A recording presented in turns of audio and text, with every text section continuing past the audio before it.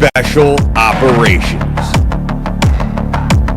Covert Ops, Espionage, The Team House, with your hosts, Jack Murphy and David Park.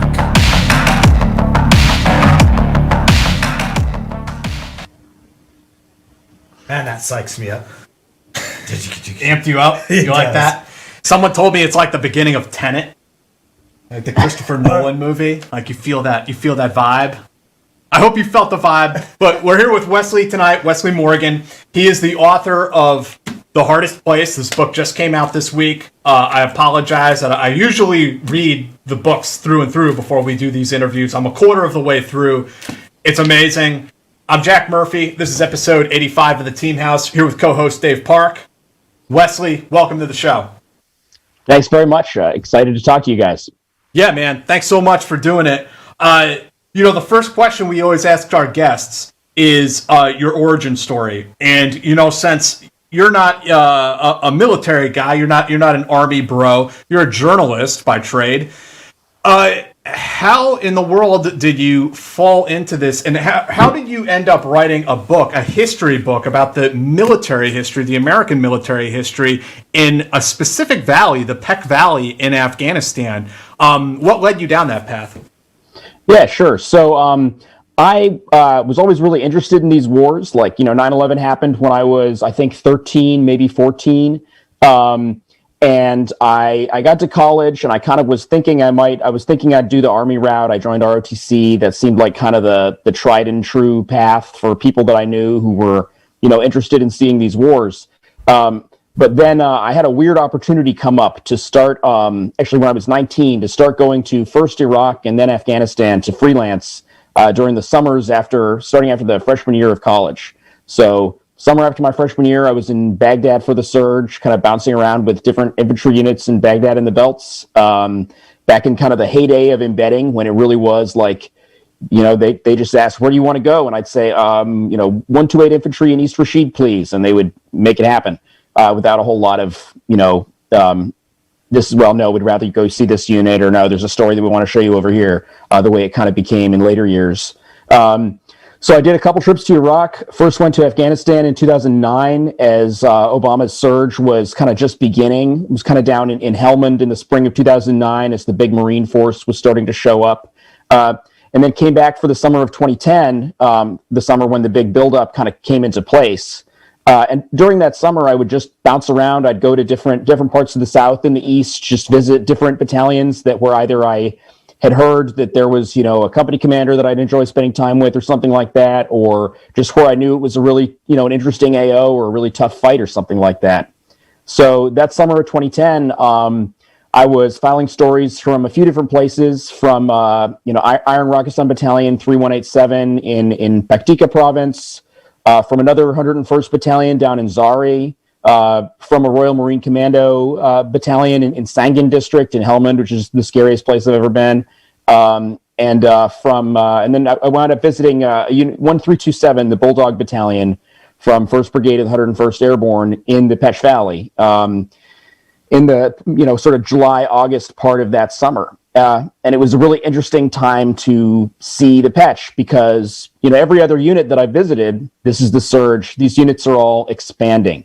They're building new outposts, new roads, more and new everything. And the commanders would talk to you about, because I'd sit down with the battalion commander on my way in, then spend a few weeks, visiting different platoons and companies and going on patrols with them and stuff. And then I'd talk to the battalion commander on the way out again. And those battalion commanders, they'd all be telling you about kind of all the progress they were making and how much more progress was going to be made by the time they handed it over to the next guy. And in the Pech Valley, it was a whole different story. It was U.S. forces had been there a lot longer, kind of in the small outpost format. They had really started spreading out into the little outposts 4 years earlier, way back in 2006. So several units into this, the battalion commander on the ground there, a guy named Joe Ryan, who had spent a bunch of his career in the Ranger Regiment, but this was back in the conventional army for his battalion command. He basically told me, like, look, we're not accomplishing much in this valley. This is we've worn out our welcome. The guys before us had worn out our welcome. And I'm trying to figure out kind of how to pitch that to higher headquarters, because I don't think we're accomplishing much here. And that was striking to me to hear. And it was also pretty apparent when you'd see it. You'd go visit these little outposts that he had, Combat Outpost Michigan at the mouth of the Korengal. And these places were just getting slammed constantly, and they would respond with everything they had, and they'd, call in all the howitzers from Fob Blessing and the JDAMs and this and that. And it was like this dance between these two sides that were both dug in pretty deep under their fortifications, kind of the concrete T-walls on this little fortress of Cop, Michigan.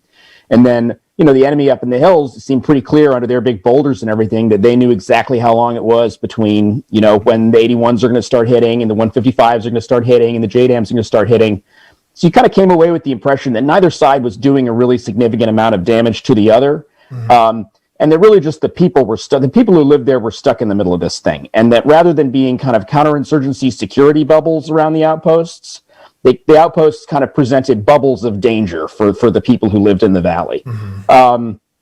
And also, the other thing that I came away with from that trip, besides just seeing how different the Pech looked from anywhere else I'd ever seen in Iraq or Afghanistan, guys who fought in Kunar will know, it's wild looking. Depending on where you land and what altitude you're at, it can look like it's beautifully lush and green on these little thin valley floors where they grow all the corn and everything. Then it's kind of arid on the mountainsides. Then you go up a little higher and it looks like you're in the Pacific Northwest, and there's ferns and huge pine forests and everything, which is just wild. But so, I hadn't seen anything quite like that before. Hadn't seen that type of fighting before in different embeds. Certainly never seen that much artillery expended or that many JDAMs dropped. And I also, guys at these outposts couldn't really tell you why the outposts were there. And which is not to say that it's, the job of a team leader or a squad leader to be able to tell you, this is the esoteric history of the war and why this outpost got here. But, the company commander couldn't tell you this. He could tell you what the sort of the task and purpose of the outpost now was, but he wouldn't be able to tell you this one was put here in the fall of 2006 and it was, these were the reasons why. It was kind of just, there had been so many rotations going back to the early years when these outposts had started being set up that nobody remembered anymore. And this was compounded, I kind of come to learn, by the fact that more so than in many other parts of the country, the Pech was a place that was always kind of a playground both for conventional forces and for every flavor of special operations forces. Mm-hmm. Every tribe you can imagine on the Allied side was messing around up there, either all at once or in different phases. So there just was tons of information that got lost, that never got passed down from kind of one organization to another. And that's a recurring theme in the story of the book. Something that JSOC starts, gets handed over to CJSOTF, that's handed over to conventional forces, and nobody has any idea what why it began after a few years. Right. Do you want to start off talking a little bit about the early years of going into the Pech? You talk in the book about, early Ranger operations going up around those mountaintops, then Operation Red Wings, of course, everyone knows from Lone Survivor, some of the JSOC operations up there. It is very interesting to chart, I think you said at some point, those first Ranger patrols up there were the first time any American had been up there in 40 years since an anthropology student climbed up the side of one of those mountains. Yeah, so specific to the Korengal, there had been lots of people in and out of Kunar and Nuristan, lots of Westerners for all kinds of reasons. But the Korengal in particular, which is the side valley of the Pech that really becomes very infamous, starting with Operation Red Wings in 2005, and then it kind of snowballs from there. The Korengal is a place that had not been very welcoming to outsiders. I did talk to an anthropologist who had sort of tried to visit them in the 60s. In the course of studying many of the language groups and ethnic groups in the Pech Valley and its tributaries, and the Korengalis weren't interested; they wouldn't let him in. But yeah, I'd be happy to talk about sort of the origin story. How this all began, and what all the different units were that were. Let's start there. Great. Yeah. So essentially what happens is, I wondered when I was there in 2010, what is the origin story of each of these bases? How did each of these bases get there? So what I would do is I would just talk to as many people as I could and have them try and introduce me to the guys who were there before them, and then have them try to introduce me to the guys who were there before them. And if somebody could introduce me to an interpreter along the way, I mean, that's even better. And eventually I did kind of roll each of these outposts back to the early years of the war. So, I think the first Americans to enter Kunar province, I think were some CIA guys with a couple of Delta Force guys attached in the fall of 2001. I think just passing through. That's not. I mean, but So I choose to start the book with the next step after that, which is in the spring of 2002. There's a JSOC Advanced Force Operations team that drives up from Jalalabad and sets up a little fire base on an old Soviet compound that the Afghans called Topchi base or artillery base, because that's what the Soviets had used it for. And so this is roughly April, May 2002 that they do this. And essentially the reason they come up there, and the guy who I finally kind of rolled this back to and talked to me about it, well, there were a few, but one was Tom Greer before he passed away, of the guy who had been the Delta Force Ground Force Commander at Tora Bora. Because he had, book, from that role, sorry, go ahead. I was just saying, Kill Bin Laden was his book. We have it around here. Exactly, right. So after this whole Tora Bora episode where Tom Greer had been, the Delta Force Commander on the ground, which he wrote about in Kill Bin Laden, and where Bin Laden had gotten away, although there were people thought at the time that perhaps he had died, but he didn't.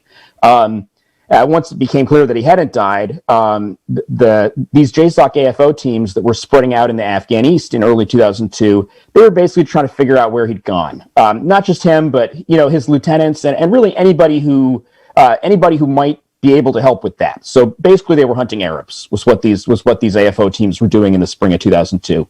And they were split up into like a southern and a northern element. And within the northern element, there was a team that Greer told me was kind of SEAL heavy. Some of them were led more by Delta guys. Some of them were led more by SEAL Team 6 guys. And a SEAL heavy one was the one that he sent up to Asadabad initially to kind of, just to set up a spot. So they set up a spot, and pretty soon more JSOC units start rotating through. You get, there's a Delta Force troop that visits that's commanded by a guy who's now, I believe he's that top Special Forces 2-star billet, but his guy's name is John Brennan. Yeah, Major General John Brennan. So he was the troop commander who passed through there in the spring, early summer of 2002. They started, they sent a Ranger platoon up there from 275 pretty early on, followed by, a larger element company from 375. And so all that summer of 2002, basically they were digging in a little bit at this Asadabad outpost, which would become a very permanent FOB that still exists today as an Afghan National Directorate of Security base. And just going and poking around in different valleys on pickup trucks and ATVs, just driving out to see who they could talk to and see what they could find. And you talked to a previous guest of the show, Ron Moeller, is in this book a few times from his time in the CIA. And, he points out in your book, like, we didn't really have a very firm understanding of the human terrain at that time.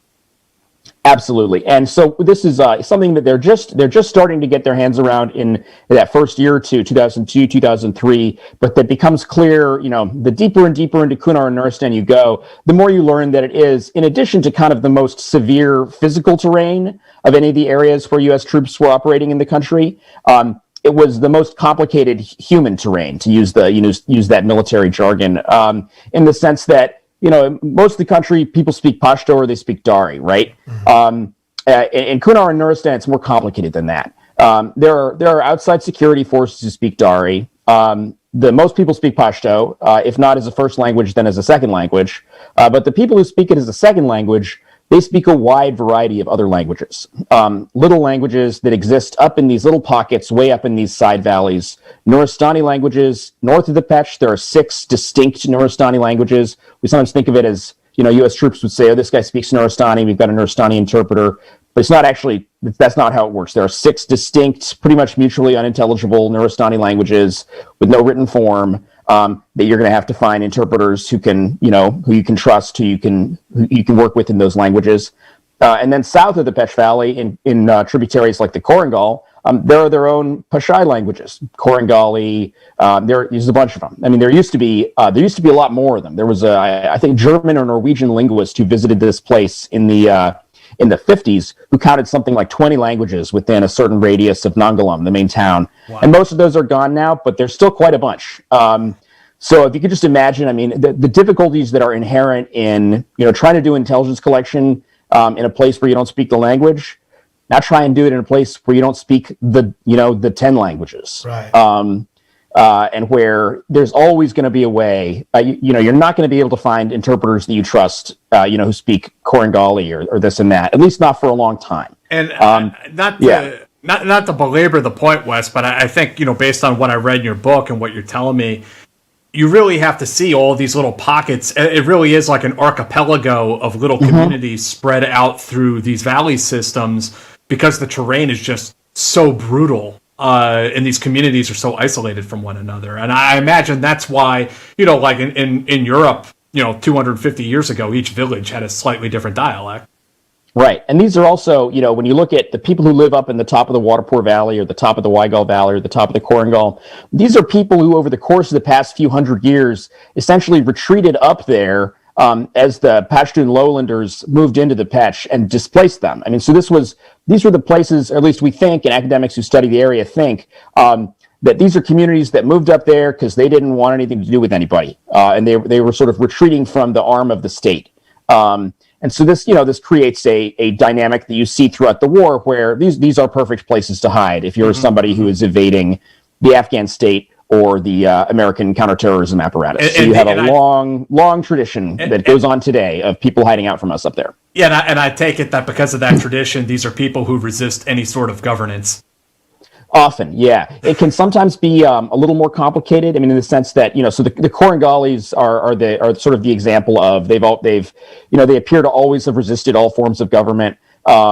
Now, the Waigal Valley across the way is very easy for U.S. troops who went up there to kind of think, oh, this is just another Korengal. This is just, it's another bunch of hillbillies who don't want anything to do with us, don't want anything to do with the government.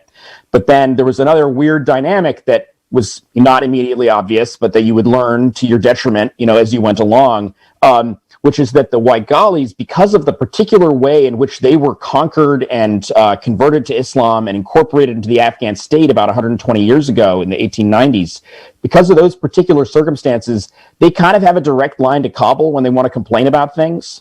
Part of the conquest arrangement had a lot of young, Waigali kids go to Kabul as hostages, but hostages who wound up rising to fairly prominent positions in government.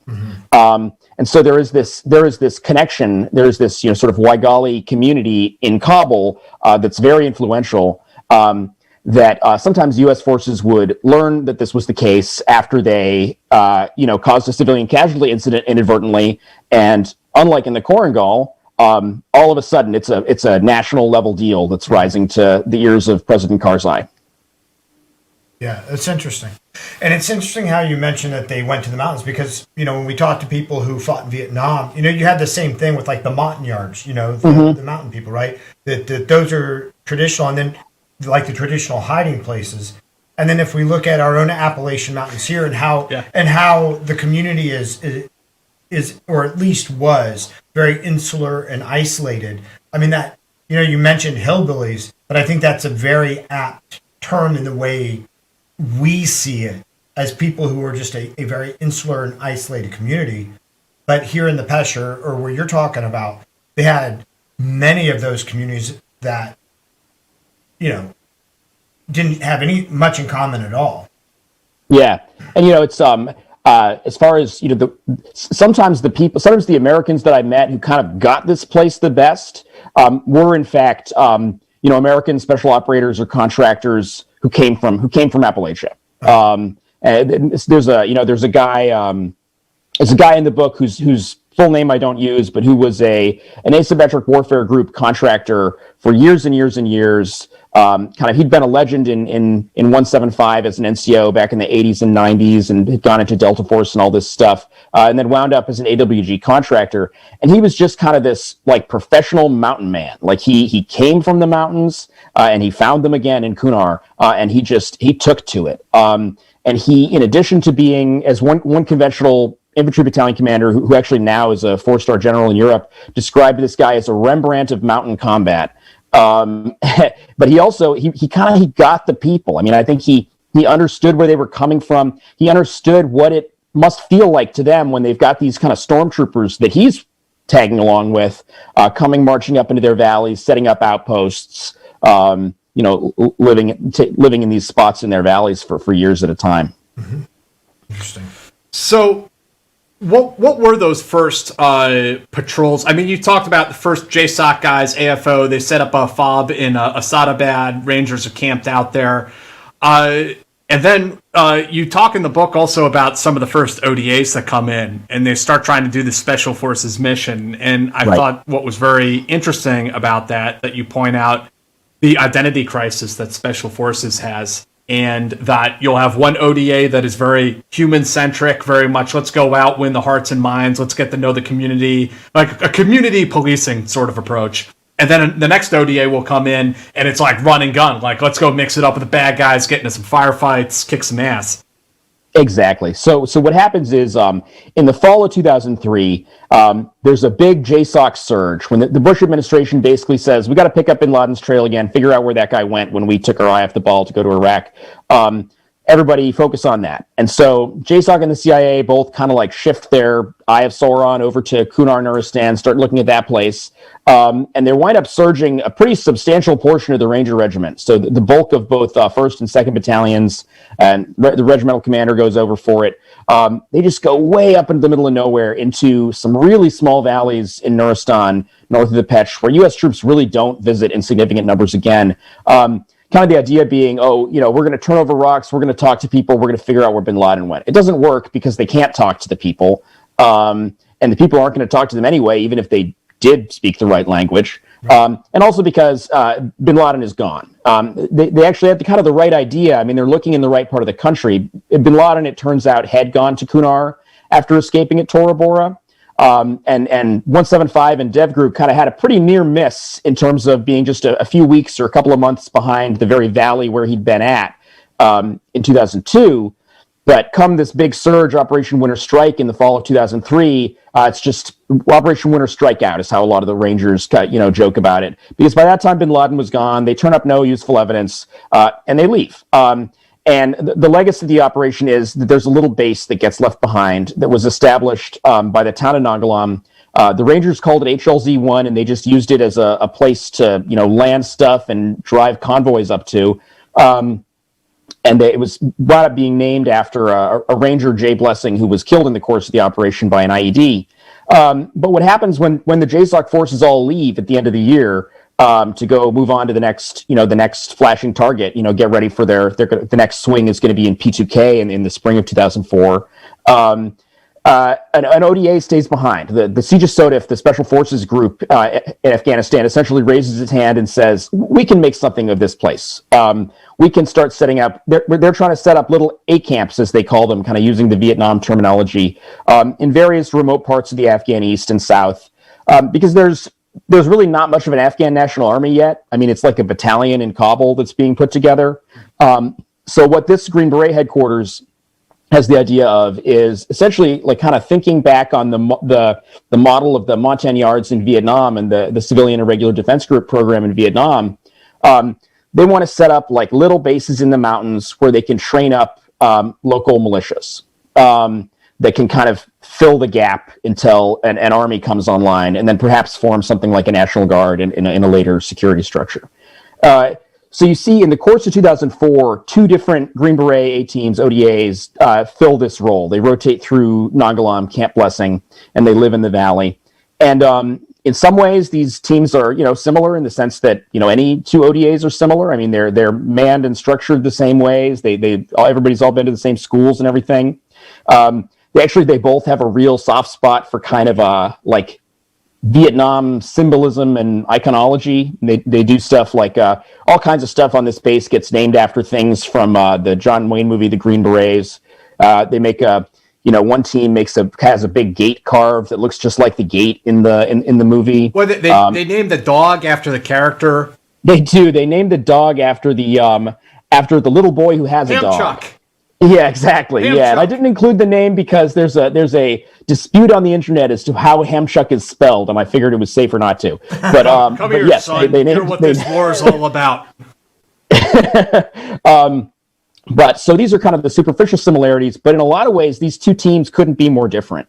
And it starts with just who the teams are. So the first team is a team from a 19th group team out of Utah. So they're National Guardsmen. They're older. A lot of them are Mormons.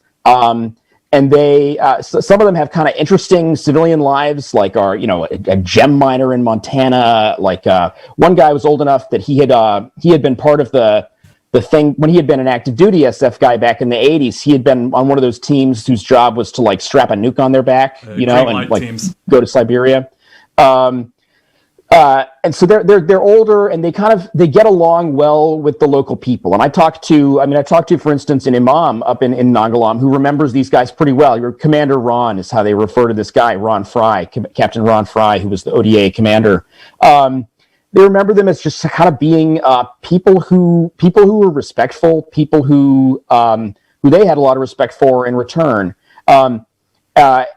And this team essentially focuses on building up this little militia and just patrolling right around the town, trying to sort of form a little government-like bubble around the town.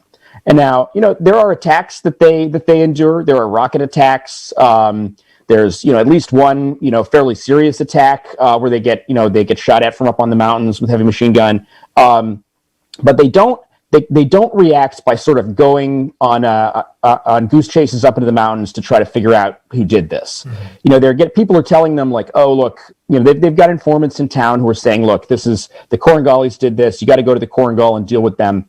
But Captain Fry kind of he sees it as something that he doesn't want to get involved with. The Korangal seems like it's not very far away, but in this environment, it's like on another planet. I mean, it's quite far away, just in terms of the number of like ridges that you have to navigate to get over there.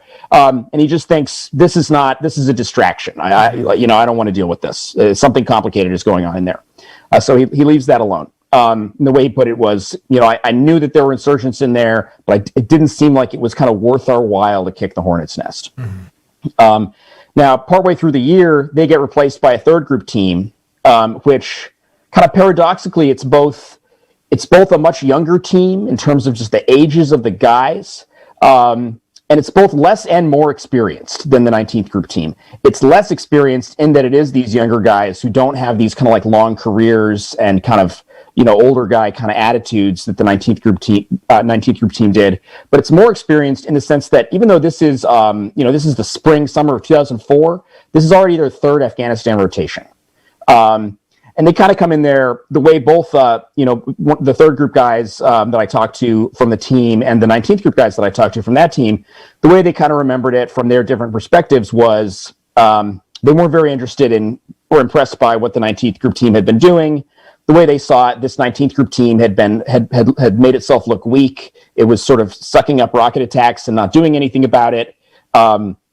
And they wanted to go out and do something about it. Mm-hmm. And they become a much more kind of offensive-oriented team. And it's not that they ignore that they're unilateral or that they ignore their indige guys, as they call them. They use them pretty extensively. But the way this guy, senior NCO on the team who talked to me a lot about it, the way he put it was, yeah, we have these ASF, these militiamen. We have them to go and fight and find the enemy. Mm-hmm. And that's what they did. So they started going up into the Korangal. They had a Marine platoon with them for security, and they started just bringing them along for additional muscle. And they would go up into the Korangal, and they would find people. They would pull up a target packet on this sawmill owner who some kind of human suggests was involved in X rocket attack or Y IED strike, and they'd go get him, or they'd try to, and it would result in a big firefight. And this ball just kind of starts rolling of the Korangal being the focus, the place where you go to get in fights. And so what happens in the fall of 2004 is basically, as happens over and over and over again throughout the war, Headquarters rotate out back at Bagram. New set of Green Beret colonels come in. No longer interested in this remote 8 camps project. They pull the plug on it. And so the Marine platoon that had been there as kind of the supporting security force is left there as the main effort now. And so now you've got a Marine platoon with a lieutenant and a company XO are the guys in charge. And they don't know anything about what the 19th Group team had been doing 6 months ago because they weren't there for that. But they know what these Green Berets, the 3rd Group guys, have been telling them is the deal. And so they keep doing that. And that's kind of a dynamic that you start to see playing out. And it's less than a year after that you see Operation Red Wings happen and the whole mess that is. Yeah, do you want to talk, before we go into Red Wings just for a moment, I won't belabor that too much since so much has been talked about and written about it already, but one thing I did want to touch upon was in your book you mentioned that our deployments to these areas become like a self-licking ice cream cone or a self-fulfilling prophecy, that it's like we go out there and we smoke up some of the militiamen, some of the bad guys up in the mountains. Of course, Afghan sense of honor demands they come and tag us back for that. That can't go unanswered. And it just goes kind of back and forth without any like forward progress being made. It does. And very often there are underlying factors causing this. That the U.S. guys aren't aware of. And the reason they're not aware of it is because often the people giving them the intelligence are concealing from them the true reality of what's going on. Right. U.S. forces entered Kunar and they got in bed pretty quick with the people who were willing to give them information and the people who were willing to supply them with armed forces of militiamen. So there's kind of a group of existing strongmen in the province who both the CIA and Special Operations Forces allied with for very understandable practical reasons. I mean, these were the guys who wanted to help and who had men with guns, and who in fact had kind of existing intelligence networks. And they would provide good intelligence. I mean, they would send you out on, they'd say, oh, there's going to be an arms cache here, or oh, this guy who did the rocket attack the other day is here, and it would work. But mixed in with that, they also would use these American forces for their own ends. Because what was happening at the time is there was kind of a resource grab going on. There was a mad rush going on in Kunar province, as there was in every other province in the country, to kind of divide up the spoils as the new post-2001 order formed. So in Kunar, the things that are kind of up for grabs are government jobs, sort of senior government positions, which carry with them the ability to extort bribes and money and get money out of people, and then natural resources, which in Kunar takes the form of conifer forests, which have this very lucrative cedar way up in the mountains that wealthy people in the Gulf like to use for cabinets and different things like that, which is huge, which is big business, and then gems way out in the western part of the Pech Valley. And so timber becomes a real flashpoint. In that this is one of the things that the U.S. gets sucked into without knowing that it's getting sucked into it. Mm-hmm. And there's an event that happens back in the summer of 2003, actually. So before either of these Green Beret teams were actually living out in the Pech at Fob Blessing, and before the big Ranger surge up into the mountains. But a few months before that, when Jim Gant and his team were living out of Fob Asadabad and just kind of roaming around the province, going up into the Pech, looking for gunfights, looking for stuff to do.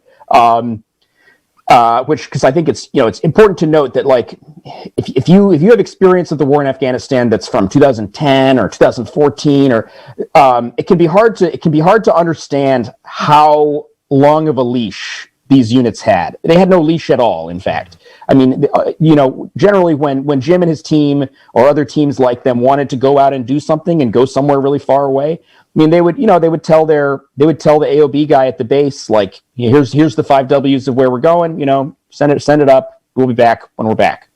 There was none of this, kind of run it up the flagpole for approval from the general in Bagram. So these teams were just kind of left to find jobs for themselves, to make themselves useful, keep themselves busy.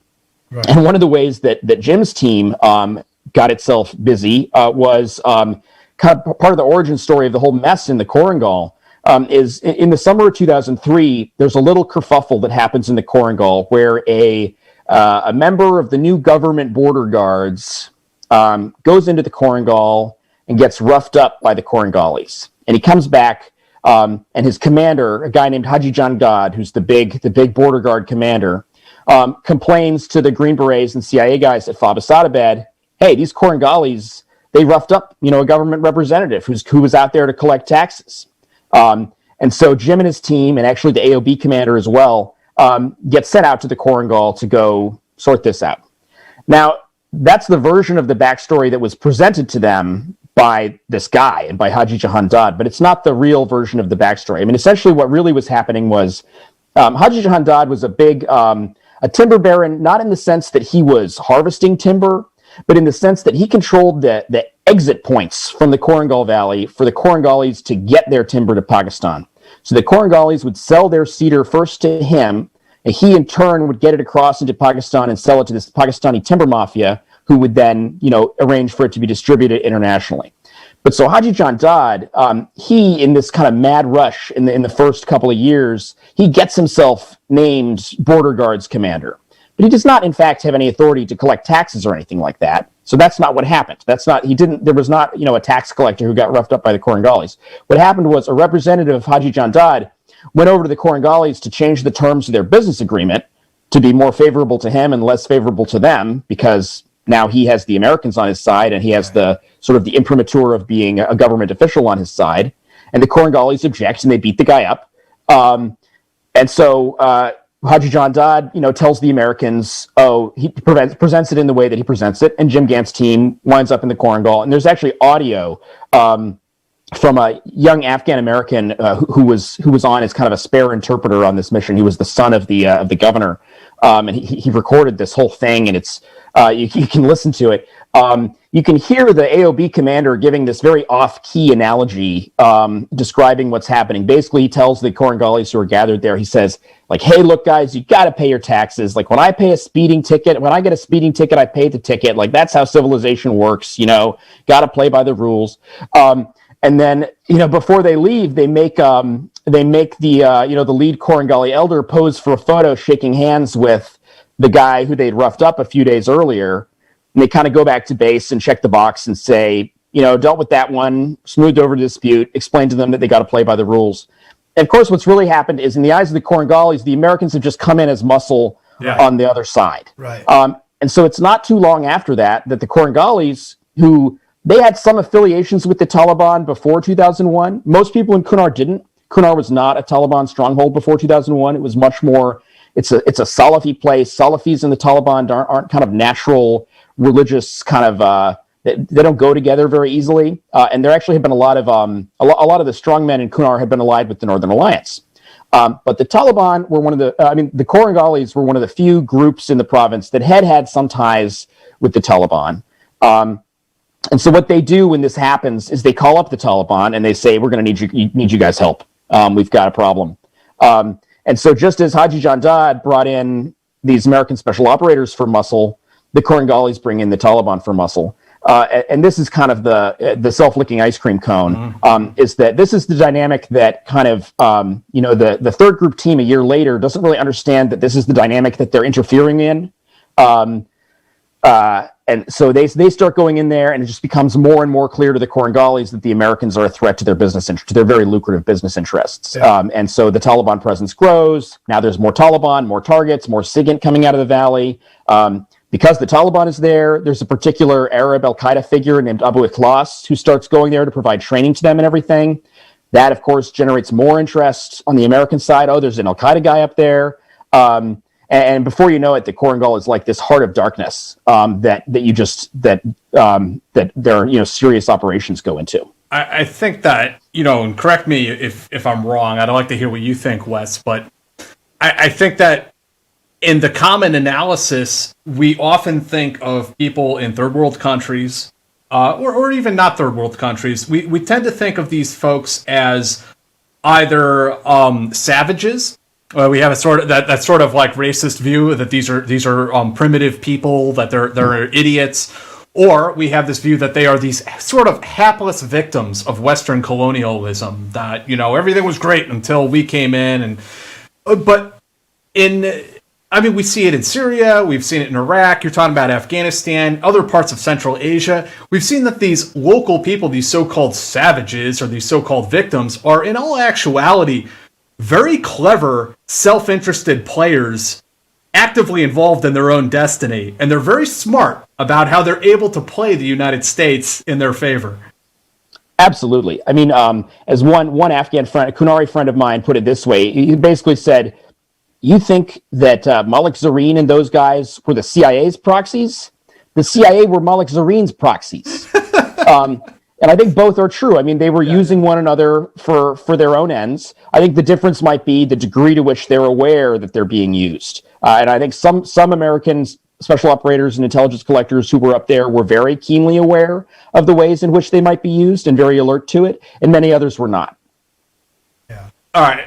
Well, I was going to say that, I think that especially in the beginning of Afghanistan, particularly Afghanistan, more so than Iraq, Americans went in with a very naive approach, and we did not understand that when somebody, and this isn't just in the Pech or in the Korangal, but all over Afghanistan, that when somebody shoots at an American helicopter and we get reliable information that it was those people on the other side of the river, that often nobody knew if that was true or not. It's just that there'd been a blood feud between those, that village or that tribe or that family and the family on the other side of the river for like 100 years. And we just became their proxy. And it sounds like, that was very much at play, like you say in the Korangal, where we unwittingly became working for the timber mafia. Yeah, we became the strong man's muscle and actually created an escalation. And again, I think a lot of that is just our own naivety and the fact that we don't have that type of tribalism in the U.S. We have tribalism for sure, but not to that. I don't know. I think we might find out what kind of tribalism we had if there was if there was an occupying army that you could use to settle grudges with. Sure, absolutely. No, 100%. So, Operation Red Wings, most surprising thing, biggest takeaway. Red Wings was a tough chapter to report out and research. For reasons that you can imagine. There's a tremendous amount of published material about Red Wings. Some of it is true, some of it is not. A lot of people are really wary about talking about Red Wings just because of kind of the glut of material that's out there. Then again, there also were a lot of people who kind of, once they realized that you are interested in kind of in digging a level deeper, and you're interested in more than just like who did what on the mountain on the afternoon of June 28th, which was not what I tried to reconstruct. You're interested more in kind of how did the recovery go down? Why did this thing go wrong? And what were kind of the cascading effects of the Red Wings tragedy, that then how it affected the war in Kunar afterward. Actually, a lot of people would kind of come in and talk about their roles in it. And a lot of people had roles in it, because even though it was a very, very small operation to begin with, a SEAL task unit with a couple of platoons and a little reconnaissance element, and then the Night Stalkers who flew them in. When it went south, it became a massive, massive priority operation that became the JSOC commander's number one priority. It was a huge thing that sucked in a tremendous number of people. So there are a lot of people who sort of had parts in that recovery. And in fact, in that recovery, you kind of see both Red Wings itself and the recovery operation after Red Wings are great examples of kind of how dysfunctional at that point in the war the command structure was. We get to a point later in the war where the various tribes of special operators, conventional troops are kind of sharing information with each other more, talking to each other. But 2005 is kind of like the low point of that. Really, nobody's sharing anything with anybody. You've got the Siege of Sotif, the Green Berets who live on Bagram, who are responsible for one aspect of the war, and they've got a little SEAL unit attached to them, which is Christensen's SEAL unit, who are kind of the redheaded stepchildren in this Green Beret task force. The Green Beret task force doesn't really know what to do with them. So I guess I would say the most surprising thing was just the degree to which Eric Christensen, I think just being a guy who wanted to help, who knew he had a bunch of guys with real skills and real training, the degree to which he just kind of had to make a job for himself and for his men. You might think of, or civilians might think of, everything as being kind of very top down in the military. The general tells the colonel, who tells the other colonel, who tells the major, who blah, blah, blah, blah, blah. But in this environment, it wasn't really like that. I mean, Eric Christensen was with a little task unit that whose mission was not clear and was trying to create a mission for them. And so what he did was he would shop his wares around to anybody who'd listen and offer to help. And that was how Operation Red Wings came about, was just kind of through his initiative and basically, offering the Marine Battalion that was, out there patrolling eastern Afghanistan and had some IED hits in the Pech Valley and couldn't get up into the Korengal on its own, at least not with any regularity. Basically, he came to them and said, look, not only do I have the guys who can do this, I know you have guys who want to do it too, but because of my location on Bagram, I can bring aviation resources to bear to make this happen.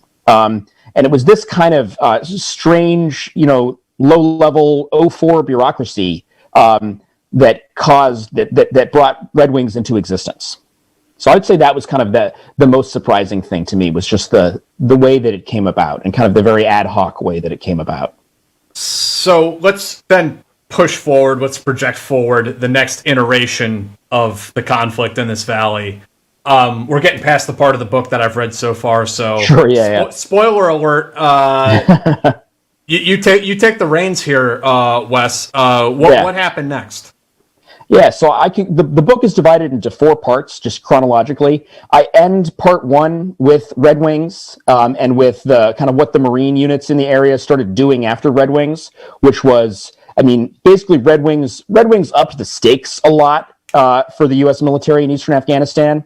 Up to that point, something like 60 Americans had died in combat in Afghanistan, and then 19 die on a single day in the Korengal Valley, valleys nobody's ever heard of. And the kind of the small-time insurgent commander who did it, the guy who went by the alias Ahmad Shah, he rockets to the top in a way, both of Taliban resources. He was sort of an independent freelancing local guy, but when you've got video in your hands of, having shot down an American helicopter, overrun a team of American special operators, that video is the currency with which you can negotiate with the Taliban bigwigs back in Peshawar for more money, more men, more responsibility, to be allowed to go into different areas and operate there. So he becomes a bigger time guy as a result of the operation. And then maybe to an even bigger degree than that, he becomes a bigger time target on the U.S. side because he's got the blood of 19 Americans on his hands and they want him bad. And so kind of the hunt for Ahmad Shah melds in with the other threads that are going on in the area, including the hunt for Al-Qaeda. There's this guy Abu Ikhlas, the Egyptian guy who's up there. To drive what happens then in the spring of 2006, which is a very large operation by the 10th Mountain Division that results in essentially 3 whole battalions go up into the Korengal and the areas around it. And sequentially, first in the Korengal and then in some other valleys around the Pech, they start building outposts. So where before there had been, forward operating base of Sadabad by the provincial capital, and there had been Camp Blessing by the second biggest town, Nangalam, up in the Pech Valley. These 10th Mountain guys, they go out and they just start building more and more little outposts. They build one in the Korengal, they build another in the Korengal, they go up into the Weigall, they build 2 up there, they build some more in the Pech Valley to support the whole thing. Another 10th Mountain unit goes farther up north into Kunar to kind of get into Nuristan via another approach and builds a bunch of outposts up there. So it goes from just a couple of bases and a small footprint of some soft teams and some Marine platoons to a couple battalions living in Kunar, the bulk of a battalion in the Pech Valley and its tributaries. And why this happens is what this heralds really is the beginning of this very low-tech, grinding day-to-day counterinsurgency war of hundreds of American infantrymen fighting in the Pech and its tributaries as they try to sort of create a security bubble, a sort of, to use the language of the counterinsurgency manual, they're trying to separate the people from the enemy. They're trying to create kind of security down on the valley floors so the enemy can't be in there, and kind of expand the writ of the nascent Afghan government. So that's and that was all very visible to, embedded reporters who went and visited these units at the time, both the 10th Mountain guys and the 173rd Airborne guys who came in and relieved them and became famous because of Restrepo and everything. But kind of the hidden aspect to it, that was really interesting to kind of stumble upon in reporting this out is why the Pech? Why was that place, as opposed to other places in the Afghan East, the subject of this surge and this big, this whole little gets sprinkled with little outposts in 2006, at a time when there was one U.S. brigade for all of eastern Afghanistan, and the answer basically is that 3rd Brigade, 10th Mountain Division had rotated into the eastern part of the country with a little bit more combat power than the unit that had been there before. Essentially, it had a surplus of 1 battalion. And so the brigade commander, Mick Nicholson, who goes on to be the 4-star overall commander in Afghanistan and who reappears, periodically throughout the story, he's sort of as close to he's of all our general officers, he's the guy who just did Afghanistan over and over and over again, never Iraq. He was just the Afghanistan guy. But so this was his first Afghanistan deployment. He came in there as a brigade commander. He had this extra battalion. And he wanted to use it for something, right? He wanted to be useful with it. He can't talk. He wasn't able to talk about this specifically, but other division officers did talk about it to me, and then CIA guys talked about it to me. What this kind of was the term they used was counterterrorism through counterinsurgency. And basically what it was is that the CIA steered 10th Mountain Division toward, of all the various provinces where it could have committed this extra battalion, it steered them toward Kunar and Nuristan, basically saying, look, Kunar and Nuristan, they border these areas of Pakistan, Chitral and Bajar, which we believe are kind of the big serious kind of headquarters of Al-Qaeda right now.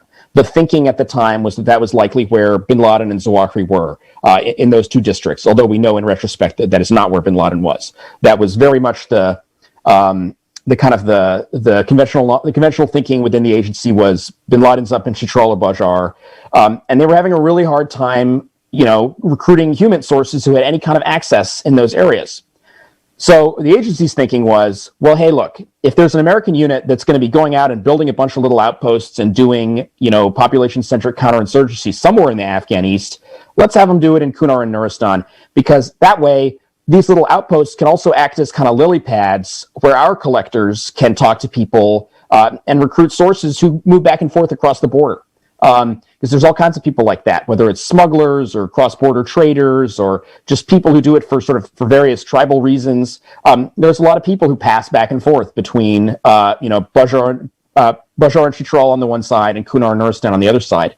So the CIA encourages 10th Mountain to do this. They don't tell them to do it. But they encourage to them, like, look, if you're going to be applying this extra force somewhere, like this is a place where there would be this additional benefit to us, an additional benefit at like the national level, the national counterterrorism priorities to be supporting. And so that's the kind of the backstory to why 10th Mountain went up there when it did.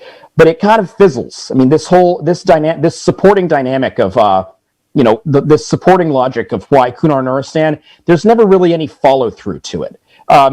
Because, as Ron Moeller and other CIA officers described to me, the agency didn't have the manpower to ever really make much of this. They did wind up setting up an additional base way up in northern Kunar, but not really in one of these places where it was enabled by this big push. And they didn't it's not like they wound up embedding little, case officers down with these battalions at these outposts or anything like that. That just didn't happen.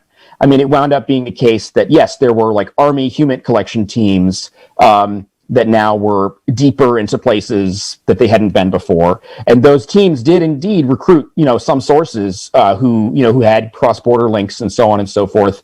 But it really didn't amount to much. Even at the kind of the lower level than bin Laden, where 10th Mountain was looking at, they were looking at, we want to get Abu Ikhlas, we want to get Ahmad Shah, and neither of those things happened. The additional recruitment of sources didn't lead to those guys being captured or killed. What it led to was them, going farther underground, displacing back across the border to Pakistan. So then by the time the 173rd Airborne Brigade rotates in to replace the 10th Mountain guys in 2007, they inherit this footprint of like a dozen bases spread out in the Pech Valley and its tributaries, and a complementary set of them in the Cav Squadron ZAO in northern Kunar and another part of Nuristan. And they're stuck with them, right? These are it's not like they can say, oh, well, we're not going to take this base or that base. We're going to only take these two, right? Like they're taking the bases that they get.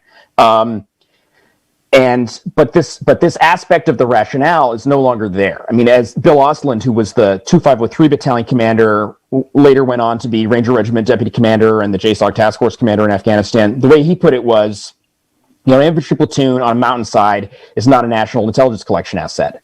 And these guys were struggling to regularly get into the little villages, just outside their bases. Like they were not bringing in intelligence about where Haji Ghaffar or Abu Ikhlas was, let alone where Osama bin Laden was. And so the 173rd kind of comes in a little with mixed feelings about this situation. I mean, they look at it, and there's aspects of it that they're like, man, the Waigal Valley, this is too much. We don't want to be in the Waigal Valley.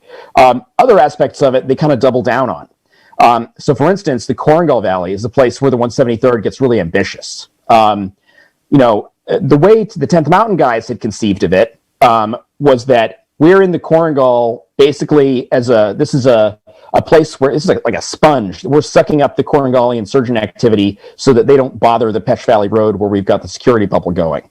And it was a shitty job for the company living up in that valley, but that was the way the 10th Mountain leadership conceived of it. 173rd comes in, and they really are more like they want to be able to incorporate the Korangal into the security bubble. They want to be able to, they see that paving this road in the Pech Valley, although it had been done for sort of very narrow counter-IED reasons initially, they see that it has, with the sort of the quiet that the outposts have initially brought, there's all this new commerce. I mean, there's little gas stations are being set up everywhere, cell phone shops. Like the Pech Valley floor is looking pretty great, in large part because of this road that 10th Mountain and its PRT had paved just so that they'd have a hardball, supply route that would be less vulnerable to IEDs. So from the 173rd's perspective, they think like, okay, roads, this is like the weapon in counterinsurgency. And so they decide they want to pave the Korangal Road too. And they don't just want to pave it up to the outpost, which, 10th Mountain had wanted it paved up to the outpost too, so there could be a supply route for the outpost. They want to pave it way up the back of the Korangal Valley, and then have another one coming up the perpendicular valley so that they join. And like basically the people way up in the top of the Korangal Valley are connected to civilization via this hardball road. And it does not work that way. It doesn't pan out. It's really not the kind of place that you can build a road that would survive for longer than a year or two. And the people in these villages don't want it. I mean, the PRT commander comes in and makes the case to them and says, look, like tomatoes are way more expensive here for you. Do you know what they cost down now in the Pech with the nice road they've got down there? But it's just not, the Korangalis are not buying what the PRT and the 173rd are selling. And in the Korangal, it becomes a just really, really protracted, difficult fighting. As the 173rd essentially tries to force this progress down their throat. At the same time that the 173rd is trying to get out of the Waigal. So these are the kind of calculations that a succession of battalion commanders are making. Is like, well, look, where am I too vulnerable versus where can I make progress? And in the 173rd's case, it ends with the Battle of Wanat in 2008, where as part of their effort to get out of the Waigal without looking like they're just abandoning the place, they consolidate, they close their two really, really remote outposts in the Waigal, where they've had a couple of just sort of by the grace of God, like near disasters in late 2007. And they consolidate instead at a base that they think is going to be more kind of sustainable, that's on the valley floor, closer to where it meets the Pech, called Wanat. But the enemy gets a jump on them and hits them really hard in the opening days while they are starting to establish the outpost. And 9 paratroopers are killed, which remains the largest number of American lives lost in a ground battle, absent a helicopter crash or something like that in the Afghan war. And this kind of winds up being the high watermark in the Pech, is this battle. I mean, from there on out, nobody's ever as ambitious again. And the 1st Infantry Division battalion that rotates in a few days after that, it's a whole different kind of animal. It's a brand new battalion. It's been stood up at Fort Hood just about a year earlier. It's really light on kind of senior NCOs. I mean, it's just in sheer numbers of them, it's very light on them. And it just winds up being a kind of a battalion that's not able to do the same kinds of stuff that the 132 from 10th Mountain and 2503 from the 173rd had done before them. And in some ways, this acts as a forcing function, and it allows the battalion commander there, a guy named Brett Jenkinson, to kind of be the first guy to call bullshit, to say, like, what are we doing in the Korengal? Because he can see that his guys, whether or not it was feasible for the 173rd to do what they wanted to do in the Korengal, he knows that his guys cannot do it. And so he essentially spends his deployment sort of, trying to tell anybody who will listen at division headquarters, this is bad news. The Korengal is a place that we got to get out of. And so he changes sort of the tone of the whole U.S. involvement in the Pech, but he's not actually able to get out of any of these places because it turns out to be the case that it is a lot harder to close an outpost, let alone a cluster of 5 or 6 outposts in the middle of a valley that are, accessible only by helicopter, than it was to build it. And that becomes kind of the theme of the next few years of the book. So talk to us a little bit about the Night War. Like, you make this distinguishing distinguishing mark between the Day War and the Night War. You said the Day War is the conventional forces. The Night War was like the JSOC guys going out and doing raids at night. In parallel to the Day War that you've been telling us about, what was going on at night? Yeah, so in Kunar, there was always a drumbeat of JSOC raids, usually less in the Pech and more out toward the Pakistani border, where SEAL Team 6 would come and fly out and, grab a guy who was thought to be a courier for Al-Qaeda or something like that.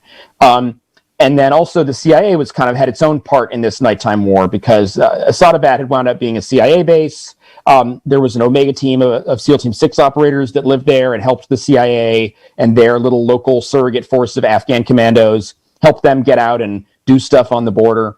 So in the early years, it's kind of like the conventional forces have the daytime war that's in the interior, in the Pech Valley, to the west of the border. And then the JSOC and CIA guys are kind of working the border more. But over time, they kind of meld together. And in particular, the way that happens is basically there are very few Al-Qaeda targets to go after during this period, right? Because if you're an Al-Qaeda target with a brain, you don't cross the border into Afghanistan unless you do so with, very good communications security, all this kind of stuff.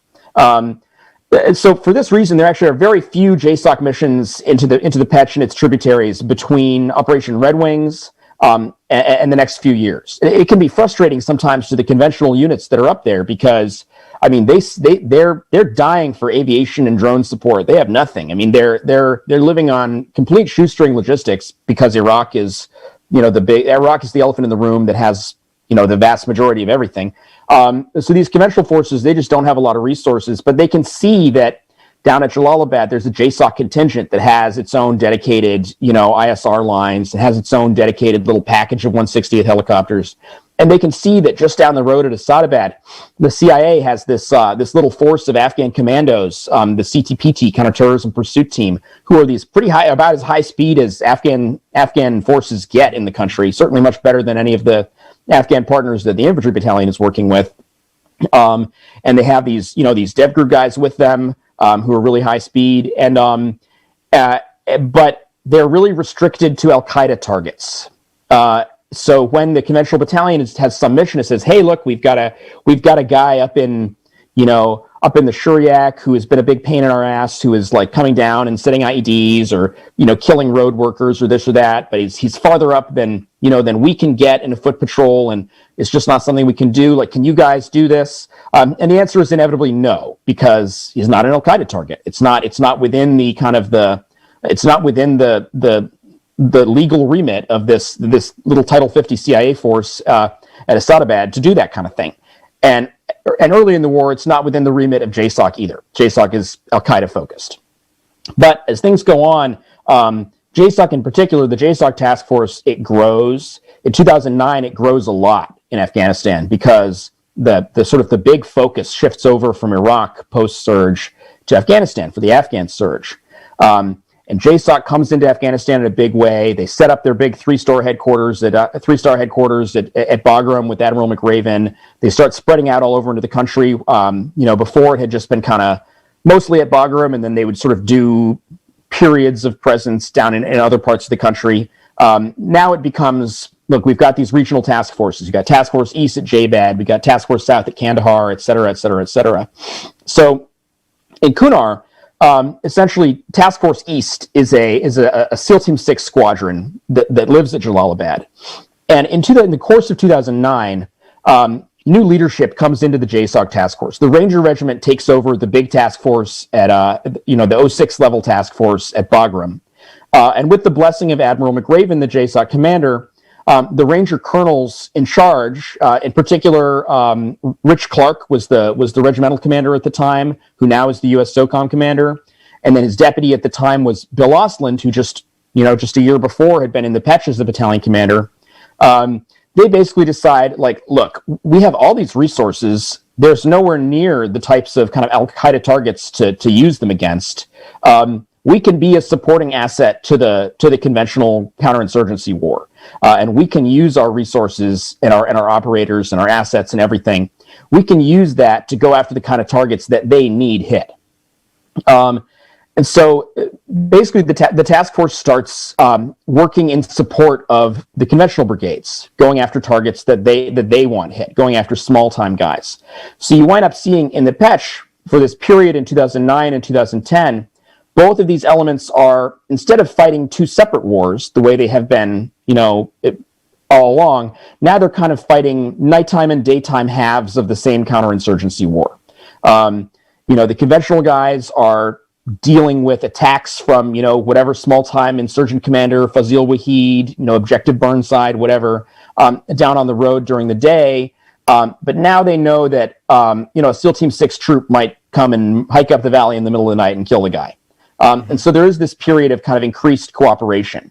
It doesn't always, it's not without glitches, because, there's kind of an inherent tension between these two types of missions. Very often, even when the task force comes in and gets exactly the guy that it meant to get, the Taliban is still going to exploit that for propaganda. Mm-hmm. It's still going to have been local men who were killed, who have relatives who are going to be angry.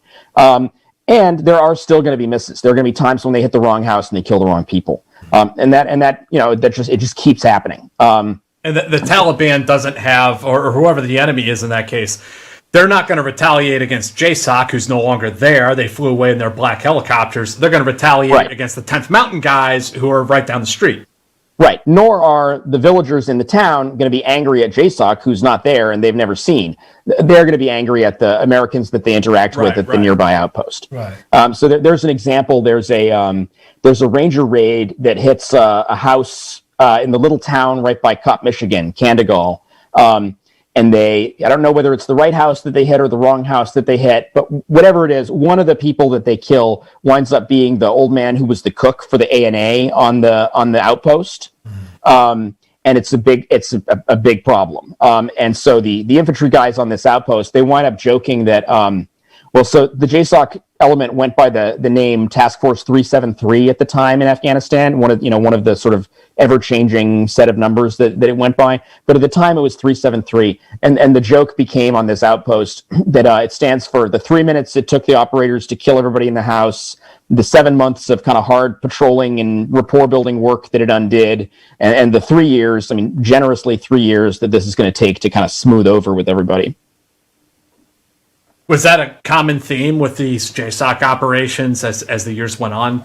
Absolutely. I think you see it get better in the 2009 to 2010 period in the sense that the task force is going after targets that the conventional force wants hit. Mm-hmm. And in fact, the conventional brigade commanders are given, McRaven gives the conventional brigade commanders veto authority over any raids in their area.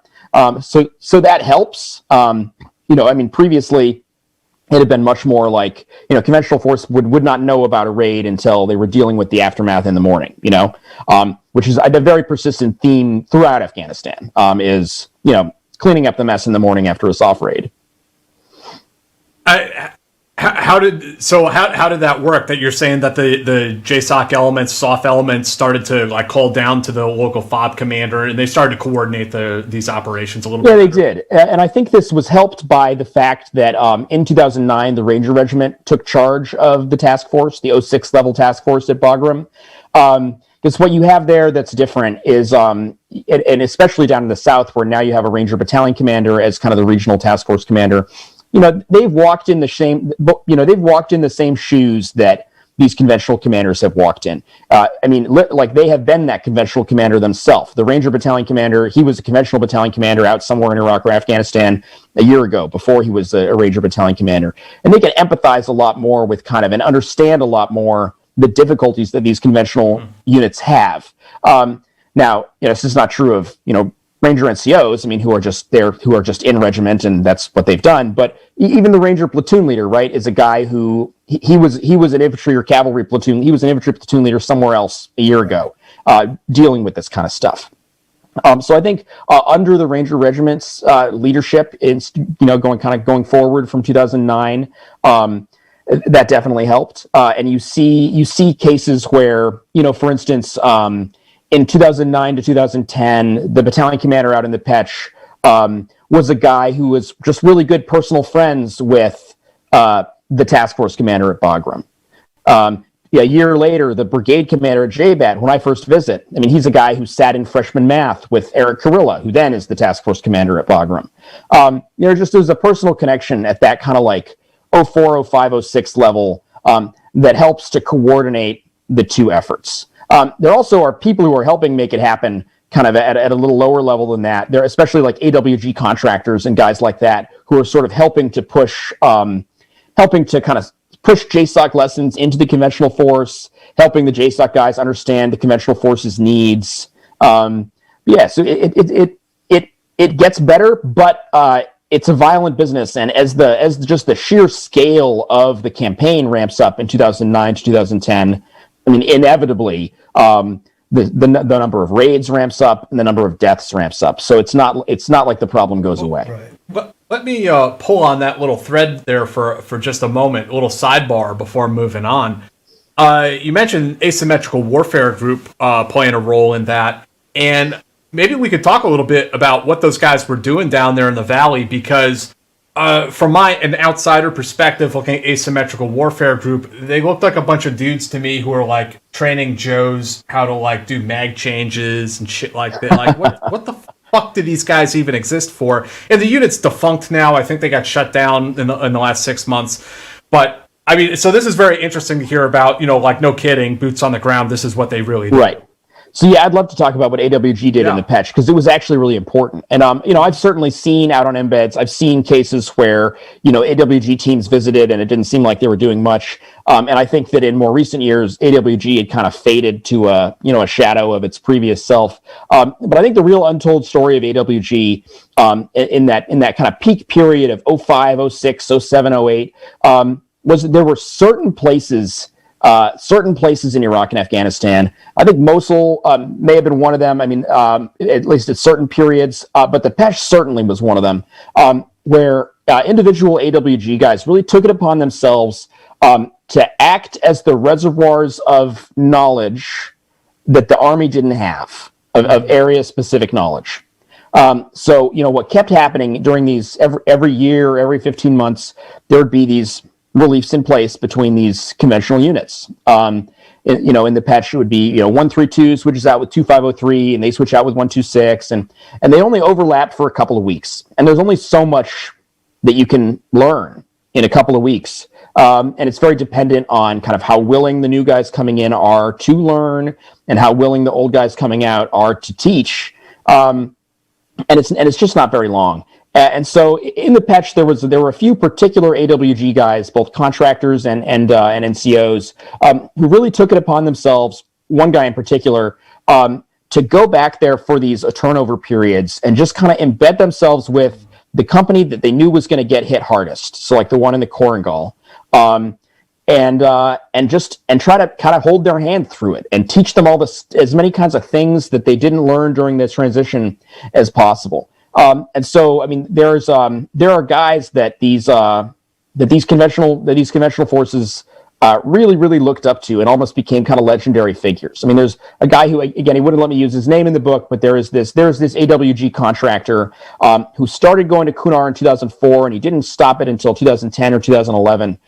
He just spent an unbelievable amount of time in the province, and he got to know it so much better than anybody ever did in any of these conventional units. And he was really looked up to by, I mean, he was kind of a mentor in many ways for company commanders, battalion commanders, company first sergeants, kind of an outside figure who could advise them and who they could talk to. He was just a cool guy for like the Joes to see on these outposts. I mean, because he's like, I think his final rotation out to these little bases, he was like 54. Mm-hmm. And he was, former Delta operator and everything, and just a really humble guy. I mean, just a guy who just saw himself as being there to like help these units make it. And so the Pech was a place that AWG made a real difference. Guys, just want to remind everyone, we're here talking to Wesley Morgan. He's the author of The Hardest Place. New book just came out this week about the U.S. military history of the Pech Valley in Afghanistan. And I just want to remind everyone, thank you for watching tonight. We have like 200 people watching live. If you have any questions for Wes, please get them in.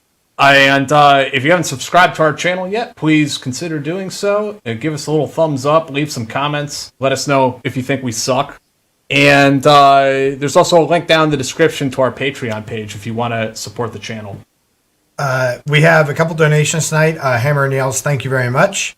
And Richard Bowen, thank you very much. We really appreciate it, guys. You guys keep us alive. If you don't know, we have new lights. We have new mics. Slowly and slowly, we're getting more professional. Go ahead, Dave. No, actually, it's funny because I was going to follow up. I was going to ask the same question about AWG. Because, asymmetric warfare group is something that people saw over there, but a lot of people were unfamiliar with, and maybe a lot of people who didn't serve I've never even heard of it before. It was either, like I said, like your impression of them was like they were teaching Joes how to like set up their plate carrier, or there were like rumors that they were like some black ops assassination unit whacking people in the night, and it's like, well, it's good to hear you tell the real story about them. I'll give two examples of kind of concrete things that they did in the Pech. So one was, in 2004, when this particular contractor that I keep talking about, when he showed up there. AWG was filling a void in 2004, and it wasn't actually called AWG yet at that point. It was a component of the Joint IED Task Force. Mm-hmm. But General Votel, who was heading the Joint IED Task Force, had set it up in large part because of the IED problem, and because the EOD community in the U.S. military just hadn't really adapted to it yet. The role that you wind up seeing like Air Force EOD techs playing out in the countryside in Afghanistan, going along on route clearance patrols, going along in every kind of clearance operation, that's not the role that they played in 2003 and 2004. They were much more about, look, we're on Bagram cleaning up UXO. Right. And they certainly did not have kind of expertise in IEDs, and it kind of, all the kind of technical intelligence type stuff that you can learn from IEDs. None of that was there. And so that was a role that AWG stepped into, not by dint of having any real training or, I think in many cases, kind of explosives expertise, but just by being experienced, smart, creative guys. And so that was what brought this contractor up into the Pech in 2004. Was the Pech was one of the first places that IEDs were showing up in Afghanistan. That's where Jay Blessing was killed in November 14th, 2003 by an IED at the mouth of the Korengal Valley. And then by 2005, early 2006, they're a pretty regular occurrence. And, like many places in Iraq and Afghanistan, the Pech Valley becomes known as IED Road, and it's got different parts that are IED Cliff and IED this and that. And so they kind of provide an ad hoc weapons intelligence, IED exploitation capacity, where they can take photos of stuff, take samples of stuff, send it back to AWG headquarters, and kind of do some of the stuff that eventually the EOD community winds up doing at a much larger scale. But in those early years of the war, that was a void that they were filling. And then another example is in 2008 or so in the Korengal. The Korengal sometimes was a place where the enemy would test weapons, it seemed like. There was an AGS-17, like sort of Soviet bloc automatic grenade launcher that showed up in the Korengal, and then later, after we pulled out of the Korengal, it started hitting Kopp, Michigan as well. There was some kind of very large, very precise rifle, or that was either some type of anti-material type rifle, maybe homemade in one of these places in Pakistan where they make unique weapons, or perhaps some kind of large caliber machine gun that had been adapted to fire kind of single shots and stuff like that. But they also had, between that and just kind of a Dishka problem that they had up on these mountains, there were AWG guys in the Korengal who sort of helped provide solutions to that, to help figure out where this very precise fire was coming from at very long ranges, and figure out ways to kind of have a system in place to react quickly to it, with your mortars and your air weapons team and whatever. When you, being that they were testing these weapons there, and you mentioned the anti-material weapon, which sounds sort of a bit like a 50 caliber like sniper weapon, and something that the Americans would use. Was there much evidence of foreign fighters in the Pech, or Chechens? And yeah, the mythical Chechen. Yeah. The Chechens. Yeah, okay. Yes, there was evidence of foreign fighters in the Pech, always. I mean, there were guys like, of named specific ones. Abu Ikhlas al-Masri was the guy who was there for years. I mean, he was he's a funny case because he was foreign and he wasn't foreign. He was an Egyptian national who had come to Afghanistan to fight in the jihad in the late 80s, and had never left. Now, at some point in the late 90s, or perhaps after 2001, he signs on with Al-Qaeda, and he kind of becomes the conduit from Al-Qaeda leaders in Pakistan, the conduit for them to send material and money and weapons to support local fighters in Kunar and Nuristan in particular, because he had lived in Kunar all these years. I mean, he was essentially, people saw him as Kunari, although he was Egyptian. Mm-hmm. So he was always the kind of the bright flashing light in terms of a foreign fighter up there. But there were other ones too. I mean, they would come in and be blooded and leave and things like that. But we're talking, Arabs here essentially. Also, there are tons of Pakistani fighters who, from a Korengali perspective or a Kunari perspective, they're foreign. But they're not kind of, from the counterterrorism task force's perspective, they're not foreign. The Chechen thing is an interesting one. I don't think anyone can disprove that there were Chechen fighters in Afghanistan at some point. I mean, that would be a very difficult thing to disprove. But zooming in on the Pech Valley and its tributaries, there are many, many cases, where I was told, or you can see in documents, kind of reports of Chechens, and there's never anything sort of substantial to it. And there's a guy named Christian Bluer who has done a really good analysis of kind of how this, the sort of the Chechen meme spread. And I think it comes from a few things. I mean, it comes from the very early days of the Afghan war, from Operation Anaconda in March of 2002. U.S. forces encountered a really nasty kind of contingent of Uzbek fighters during Operation Anaconda, who it seems were kind of mistaken for being Chechens. Mm-hmm. And you see this ball start rolling where any evidence of Russian-speaking people, of Russian language materials, documents, any evidence of sort of fair-haired, fair-skinned fighters, that all gets interpreted as Chechens. Mm-hmm. It often gets interpreted as Chechens by Afghan interpreters working for the Americans, who just use it as kind of the shorthand that they know the Americans will kind of understand, that Chechens is a word that kind of makes sense to them and gets their attention.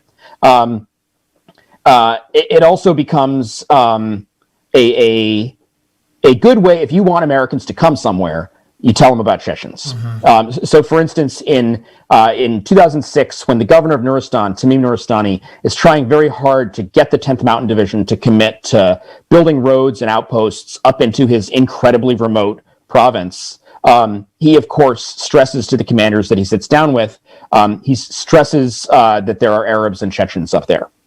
Because he understands very well that they are doing this kind of counterterrorism through counterinsurgency, and that they intend to use their outposts as kind of these intelligence collection platforms, and that the idea of Arabs and Chechens is something that's going to catch their attention. Well, There's, I'll give an example. I mean, I talked about this once with a Soviet veteran of the Pech, who had been there with an air assault battalion that would go and do big operations into the Pech. And he said that their equivalent of Chechens, the thing that was just kind of like catnip for their intelligence and commanders, was reports of Stinger missiles. And he gave an example of there's a battle that happens actually on the northern slopes of the Pech in 1985 that almost is as much of a scandal for the 40th Army, the Soviet Army in Afghanistan, as the Battle of Wanat wound up being for the U.S. Army in Afghanistan, to the extent that there are charges of dereliction of duty. There's a big investigation. But basically, a company commander follows a tip about a Stinger missile cache, and goes up, and the company gets slaughtered. It's just a disaster. I mean, it was sort of very severe casualties to the point that it was shocking to 48th Army leadership. And it turns out to have been a false tip, which you can tell, in fact, by the date of it. In 1985, there were no Stinger missiles in Afghanistan, but there were reports of Stinger missiles in Afghanistan, and these were already, whether they were totally false, whether this was a shorthand for other types of manpads that the CIA was already sort of farming into Afghanistan, like Strelas and blowpipes and so on. These reports of Stinger missiles, even before there physically were Stinger missiles, were a thing that just got Soviet commanders excited and could be used to lure them to places for various purposes. And I think the Chechen thing it falls into a similar category in Afghanistan. I think it's important to note, I mean, Chechens are not mythical. I mean, there have been tons and tons and tons of Chechen fighters in Syria. Mm-hmm. I'm not, but Syria and Afghanistan are different countries. I have had conversations with so many people over the years who are like, oh yeah, our FOB got hit. They were throwing grenades at us and stuff. They got right on top of us. They were Chechens, man. These Chechens were all over us, or any sort of halfway competent marksman in Afghanistan gets chalked up as a Chechen sniper. But then you start asking, that's kind of the other logical fallacy that comes into play. And I've seen this myself in Paktika once in 2010, where I was visiting there's a 101st company that was dealing with a sniper. They call it a sniper. I mean, I don't know if he would meet any sort of American definition of a sniper, but they were dealing with a man with a bolt action rifle who was taking precise shots at them. And they were precise enough and scary enough that besides sending out, a team from the scout, from the battalion scout platoon, actually the nearby the Delta Force from their outstation at Sharana, not too far away, sent a couple of their snipers out to sort of help deal with them. And people would just refer to these reflexively as a Chechen, because there was this conflation of, we have encountered greater than usual competence. Chechens are known to be competent to a greater degree than we expect. Therefore, somebody who is unusually competent is a Chechen. Right. And I think that's something that you certainly saw. I mean, I would deconstruct this sometimes in interviews with guys who talked about it up in Kunar. You'd say, well, First Sergeant, you say you were fighting Chechens up there. He said, yeah, well, they'd get in real close. They were good shots. We heard so they're Chechens. And then that would kind of be, but was there sort of supporting evidence? No. We heard Chechen on the ICOM chatter. The interpreter said that it was Chechen. Does the interpreter speak Chechen? Certainly not. He's from Nangalam. So yeah, it's definitely one of those interesting threads to pull on. Yeah. Very interesting. So then let's get into we've been going for a little while here. I'd really like to hear about some of the more significant operations that you cover in the rest of the book. Be they special operations missions or conventional army missions, some of the more interesting ones that you came across in your, years of research. How many years did you spend researching this book, Wes? I first went to the Pech in 2010 and kind of got hooked on it then. So on and off a decade. I got the book deal in 2012. So yeah, a long time ago. So tell us about some of the more significant or interesting special operations or conventional military operations that are detailed in the book. So on the conventional side, you kind of get this drumbeat that happens of battalions come in, battalions want to do big air assault operations. And there are a lot of them. There's some battalions that kind of resist the urge and they don't do it. or they would, but they don't have the resources. They can't kind of tap into the helicopters at the right time. But a lot of the battalions that fight up there do these big air assault operations. And these air assault operations, I think it's pretty clear, tend to be of pretty dubious and at least fleeting value in terms of what they actually accomplish. It's kind of the high end, like maybe you kill 100 enemy fighters on one of these operations. But what does that mean? Now, some battalions were kind of much more, I think, thoughtful about this than others. So, when the 173rd was up there, they did a lot of these operations. They were able to really tap into it every few months to do kind of a battalion scale air assault. There was a big one in the fall of 2007 called Operation Rock Avalanche. They did a bunch more of them over the course of their deployment. And I think there was a combination in that battalion of, I think the sort of the most practical, almost cynical view of these air assault operations was, look, there is a system by which resources are allocated in this theater and in this division task force, and everybody knows that the way that system works, you don't get helicopters and ISR except for named operations. So you do named operations not because you think it's going to be so important to kill 100 bad guys, but because it's the only way you're ever going to be able to get to certain places. Now, it would be, ideally, you'd have helicopters on call and you'd be able to go to Yakushima the moment that an informant or some other piece of intelligence says that, something of interest is happening there. But this isn't the Vietnam War. It's the Afghanistan War with kind of this centrally located, essentially allocated and centrally located aviation resources. So it winds up being the only way you can get to Yakushima, the village way back in the Korengal Valley, is if you plan a big air assault mission there a month ahead of time. There probably is. I mean, there's some value to these operations in the sense that you get to somewhere that you weren't able to get to before. But so I'll use Operation Rock Avalanche as an example. I mean, this is a kind of a famous one. It happens in the way back of the Korengal Valley, and it results in several American soldiers, paratroopers being killed, probably a whole bunch of enemy fighters being killed, and it results in Sal Junta, one of the survivors in Battle Company from one of these really terrible sort of close ambushes on the mountain during the operation. He is awarded the Medal of Honor. And I believe he was the first living recipient of the Medal of Honor from these wars at the time that he received it. Although I could be forgetting one person. But so this was, Rock Avalanche became famous because of that, and because there were several embedded reporters who took really striking, incredible photos and coverage, kind of reconstructing this operation. But afterward, kind of the question was, well, what did it accomplish? And it was very difficult to measure what it accomplished because so enemy activity quieted down, for sure. It's also the case that it happened at the end of October, just as the cold weather is setting in.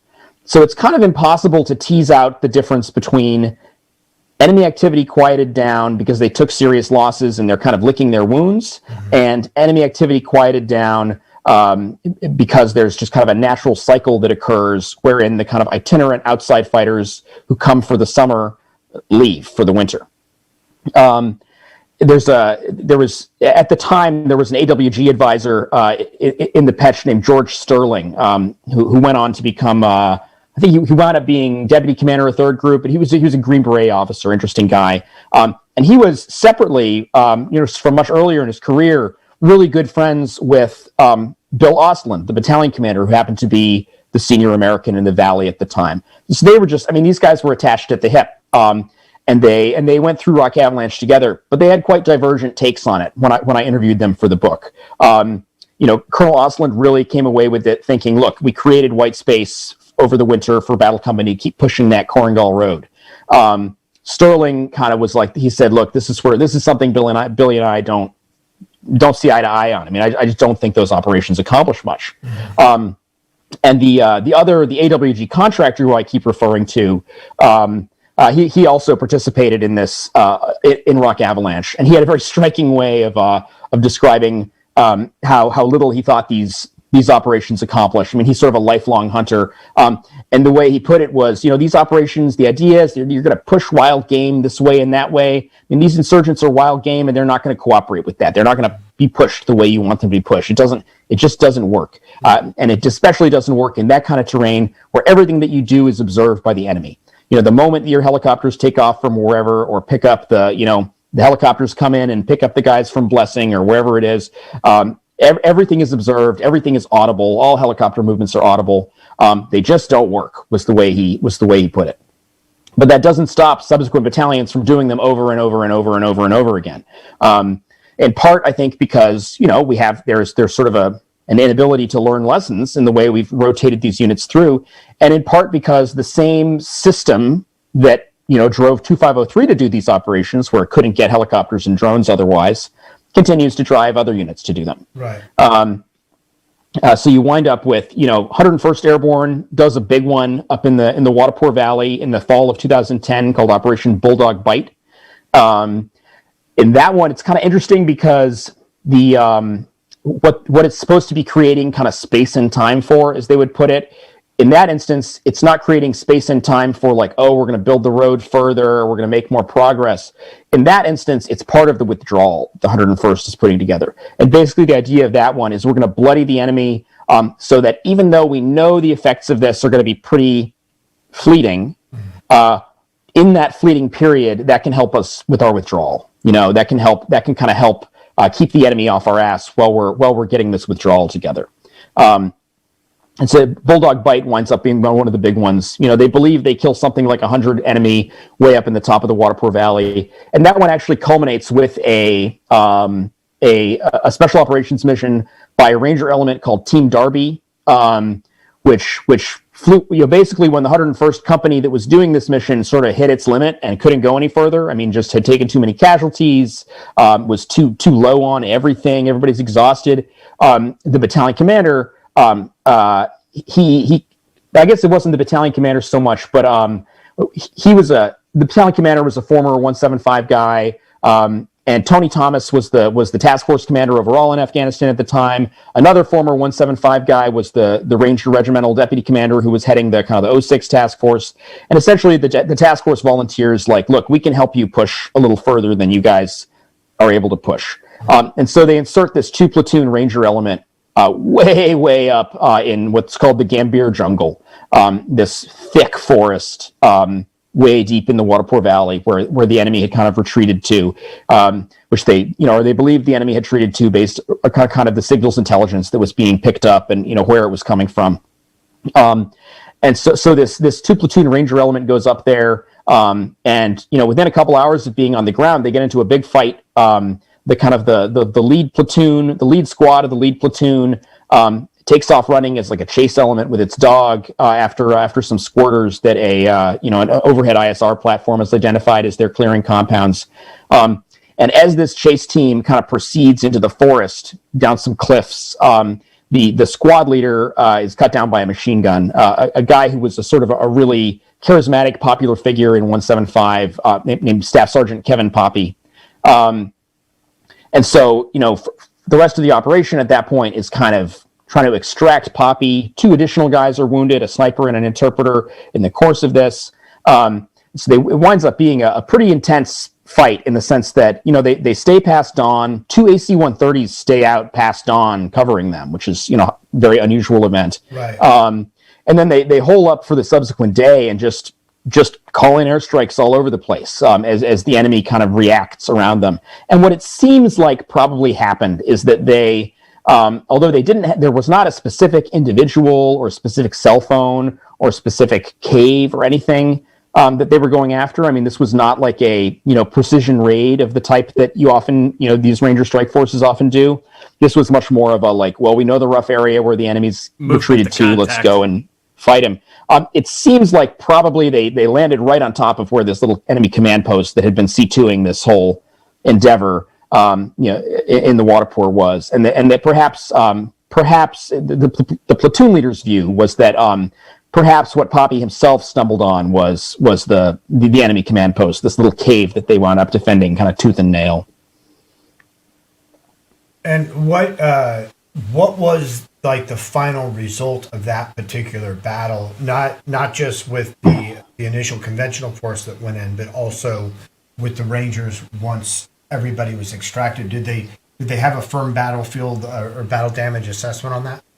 They had a battle damage assessment. I wouldn't say that any battle damage assessment in Kunar is ever firm. I mean, these are things that they're basing on SIGINT. They're basing on people, reading lists of the numbers of people who've been killed or wounded. So I think they're very susceptible to enemy misinformation and disinformation. And they're also very susceptible to kind of, just natural kind of padding of numbers. But yeah, I mean, they thought they killed like 100, 120 plus enemy up in this fight. I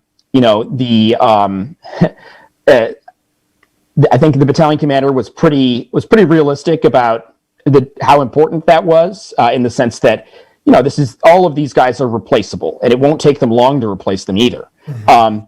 But it's not immediate. Mm-hmm. And that was kind of the point from his perspective, was it's not immediate, and we have a pretty short window during which we're trying to start executing this Pech withdrawal operation to close down these outposts. And this will help kind of allow that to happen without being sort of as fiercely contested as it might have otherwise. Right. And indeed, the withdrawal operation does go down over that winter without being kind of fiercely contested. I think it's impossible to know whether that was because the enemy couldn't contest it, or whether it was because the enemy opted not to contest it. Right. I think those are the kinds of things that we just don't know. One guy in the battalion, he kind of made the remark that was like, look, we had all this ISR up over that valley. We were obliterating the place. But once we left, once we pulled back, once the operation ended and we're back on our little outposts again, we have no idea what's going on up in that valley. I mean, they could have had a massive funeral for all the martyrs, like in the middle of the,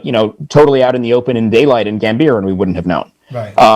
Which I think sort of goes to illustrate, how hard it is to know what these operations ever accomplish. Right. I mean, for all the technology and everything the United States have, they don't have enough to go around, and really the special operations community gets the lion's share of that. And so these conventional forces are, especially when you mention, that they create these named operations, in a way just to project force, just to show we can get to this village, even if we don't accomplish anything while we're there. Right. And so this all, the year after, so this 101st Battalion, they wind up pulling out in early 2011. It's a big accomplishment. It's kind of a big ordeal. Kind of has to be litigated up at ISAF headquarters with General Petraeus and General Nicholson.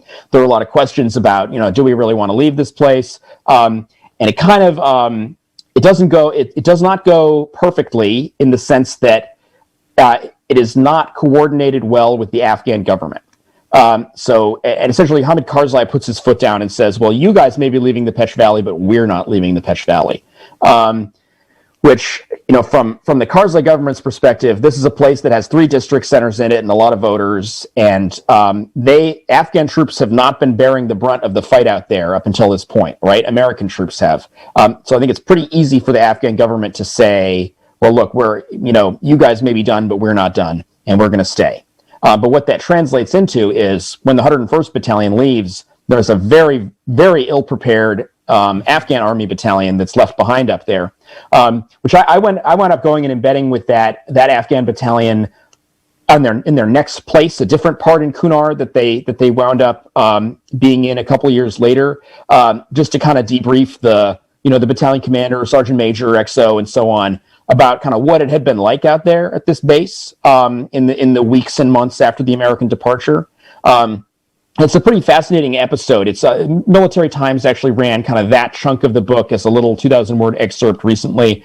Sort of what was it like for this Kandak on its own when the 101st left? And really, it's hard. This is, again, it's one of these things that it's hard to know. So the Americans, the subsequent American unit that rotates into Kunar, and kind of it has this great gift that it's been given of not having the Pech bases to worry about, right? Mm-hmm. But it does have this Afghan battalion out there to worry about. And this Afghan battalion, it's got a commander who's crying bloody murder, who's saying, look, we're about to be overrun. We're about to be this. We're about to be that. Maybe the U.S. battalion will gin up some ISR and go look at it, and it doesn't look like it's about to be overrun. But this is, again, it's one of these things where it's really hard to know. I mean, how seriously do you take the kind of the fears of the man on the ground versus, well, our high-tech ISR can't really see, can't confirm what he's talking about, but we also know the limitations of our ISR in this kind of terrain.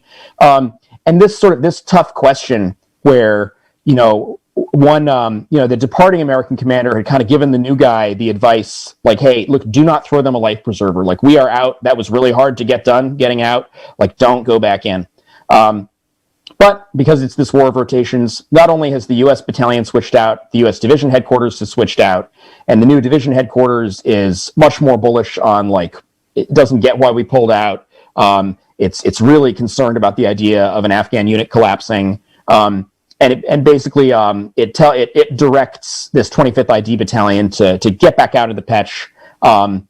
If it had told them, get back out there on a small scale and set up an advisor team, it did tell them that, and they did do that, and that actually helped. But the division headquarters also directed them, get back up into those side valleys on air assault missions too, and put the hurt on the enemy. Yeah.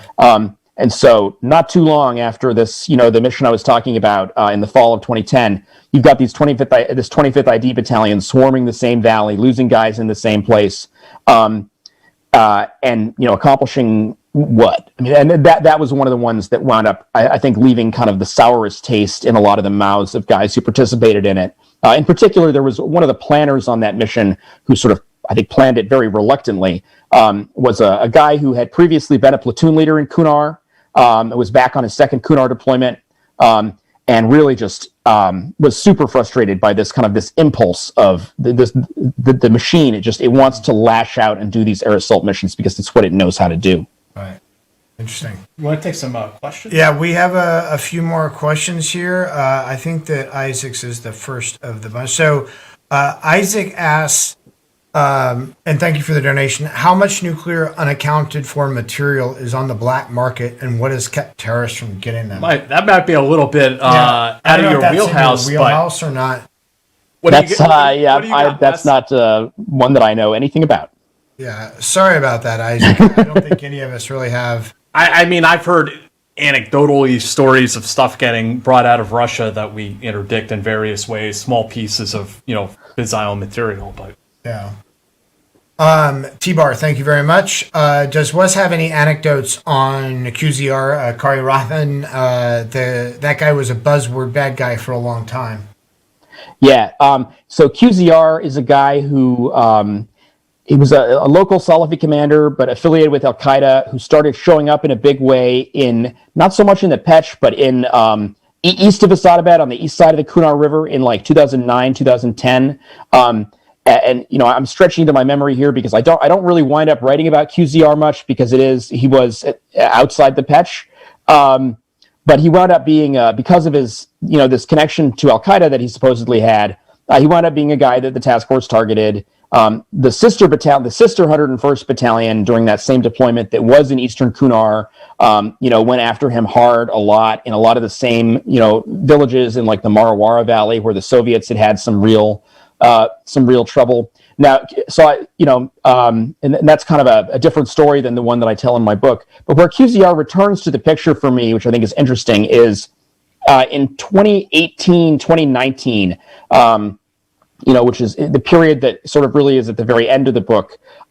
ISIS pops up in Kunar. ISIS Khorasan, the Afghan affiliate of ISIS, kind of launches in 2015. Nangarhar becomes its main stronghold, but Kunar becomes kind of its backup stronghold. And after it's really pushed out of Nangarhar in 2017, 2018, Kunar becomes the kind of the last stand, and it really digs in deep in some of these same little valleys where Americans had fought over the years: Korangal, Shuriak, Chowkay.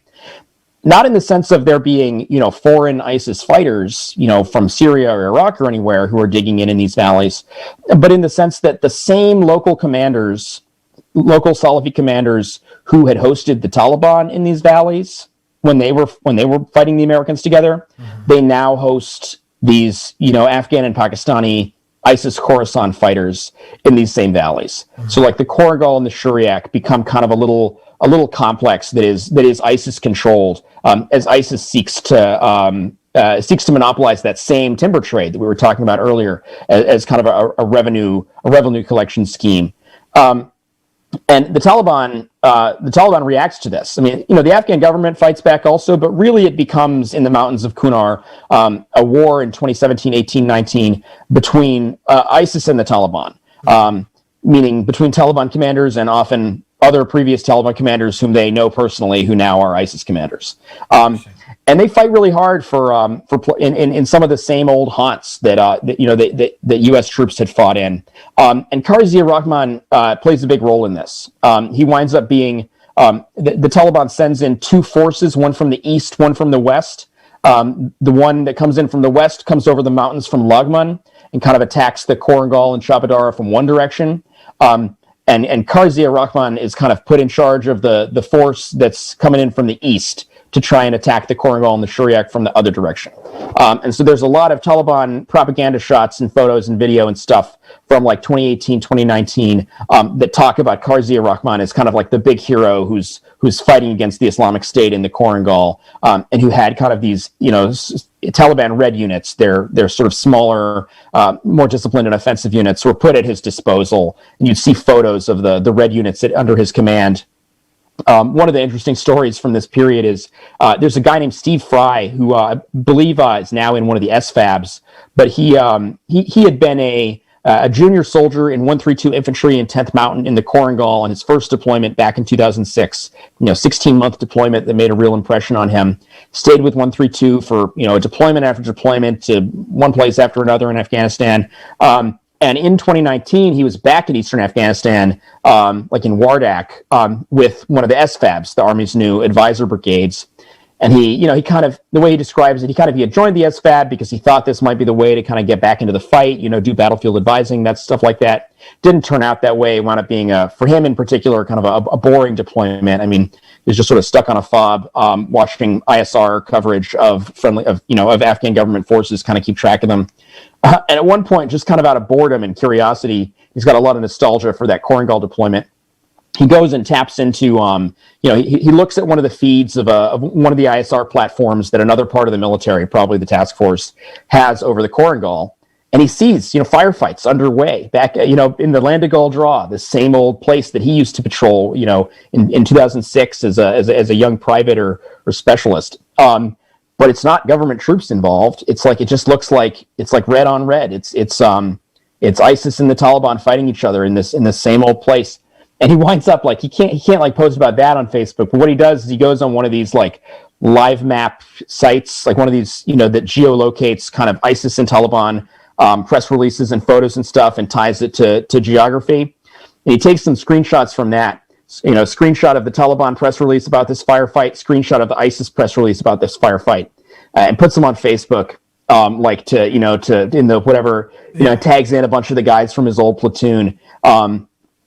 And he just writes like, man, like what I would give, like, and he just kind of taps into this weird nostalgia that I think a lot of guys felt for that deployment, even though I think they hated it pretty thoroughly at the time. I mean, living at the Korangal outpost in 2006 was a pretty miserable experience.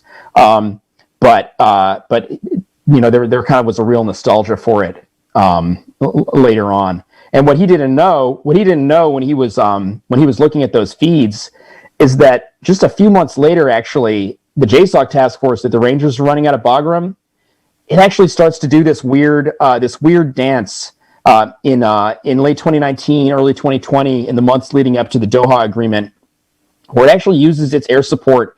It uses kinetic strikes to support the Taliban against ISIS in these valleys.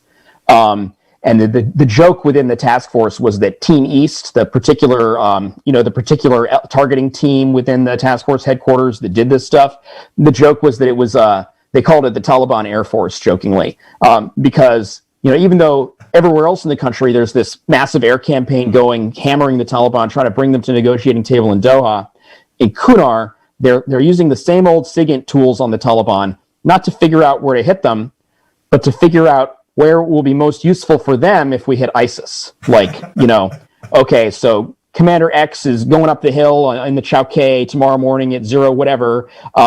Seems like maybe, there's a particular machine gun position that it sounds like he's worried about from ISIS. Let's whack that machine gun position right at the same time that he's crossing the line of departure. Yeah. which was is a really interesting and kind of like, creative thing to see the task force doing on this same old battlefield that, Rangers have been involved on since 2002.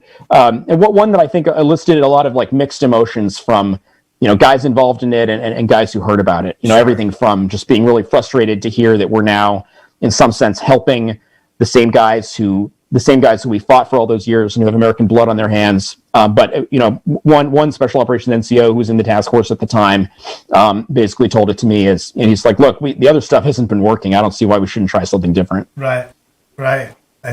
It's a madness sometimes. Yeah. Ron says, loving the guppy killer whale painting hanging on the wall. That's Tintin. You don't know Tintin, Ron? It's a Tintin cover. Oh, no kidding. Oh, it's Tintin. Nice. Is that like an original art cover? Oh no, I mean it's just it's a print that I have of the cover of a Tintin comic. Yeah, nice. Yeah. Jim G, thank you very much. Is there any conceivable benefit to the U.S. having troops in Afghanistan in 2021? What is the current mission, and why are we still there?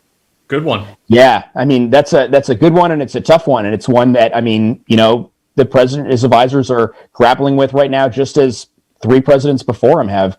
I think what it comes down to is whether there is a credible international terrorism threat emanating from Afghanistan, right? I mean, that's what took us there in 2001 was the Taliban wouldn't hand over bin Laden after bin Laden did 9/11. And so, that brought us into Afghanistan to get bin Laden and to unseat that regime from power that had been giving him safe haven. And it's kind of an unanswerable question so Al-Qaeda is still in Afghanistan. We know that there was a fairly senior Al-Qaeda media figure was killed in an Afghan special forces raid back in the fall in eastern Afghanistan. He was embedded with the Taliban at the time. So we have a pretty strong idea that just as they have all along, the Taliban hosts Al-Qaeda. I mean, in some sense, I think you could probably make a pretty decent guess that the Taliban-Al-Qaeda relationship is stronger today than it was 20 years ago. I mean, they have been fighting in the trenches together for 20 years now, really helping each other survive. Sometimes Al-Qaeda being the one that helps the Taliban survive, sometimes vice versa. And part of the Doha Agreement says that the public part of the Doha Agreement says that the Taliban must prevent Al-Qaeda from launching attacks, on the West, basically. It doesn't say the Taliban must renounce Al-Qaeda. It doesn't say the Taliban must break ties with Al-Qaeda or kick Al-Qaeda out of Afghanistan. But it says it must prevent them from, being an international threat.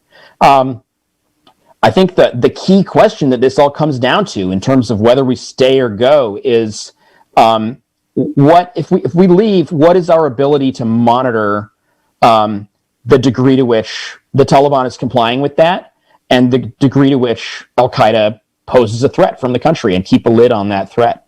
And I think it's a really, really, really hard question that has been puzzling the U.S. intelligence agencies for years. And one of the things that makes it hard is that, again, one of these kind of like logical, like catch-22s, where it's like, okay, so for a long time there, from 2012 up to 2016, the main Al-Qaeda figure that we were hunting in Afghanistan, that JSOC was hunting, was a guy named Farouk al-Qahtani, who was a Saudi Qatari guy who was known to be a pretty serious Al-Qaeda figure. I mean, he was mentioned by bin Laden and bin Laden's deputies personally in the correspondence that was pulled out of the Abbottabad compound in 2011.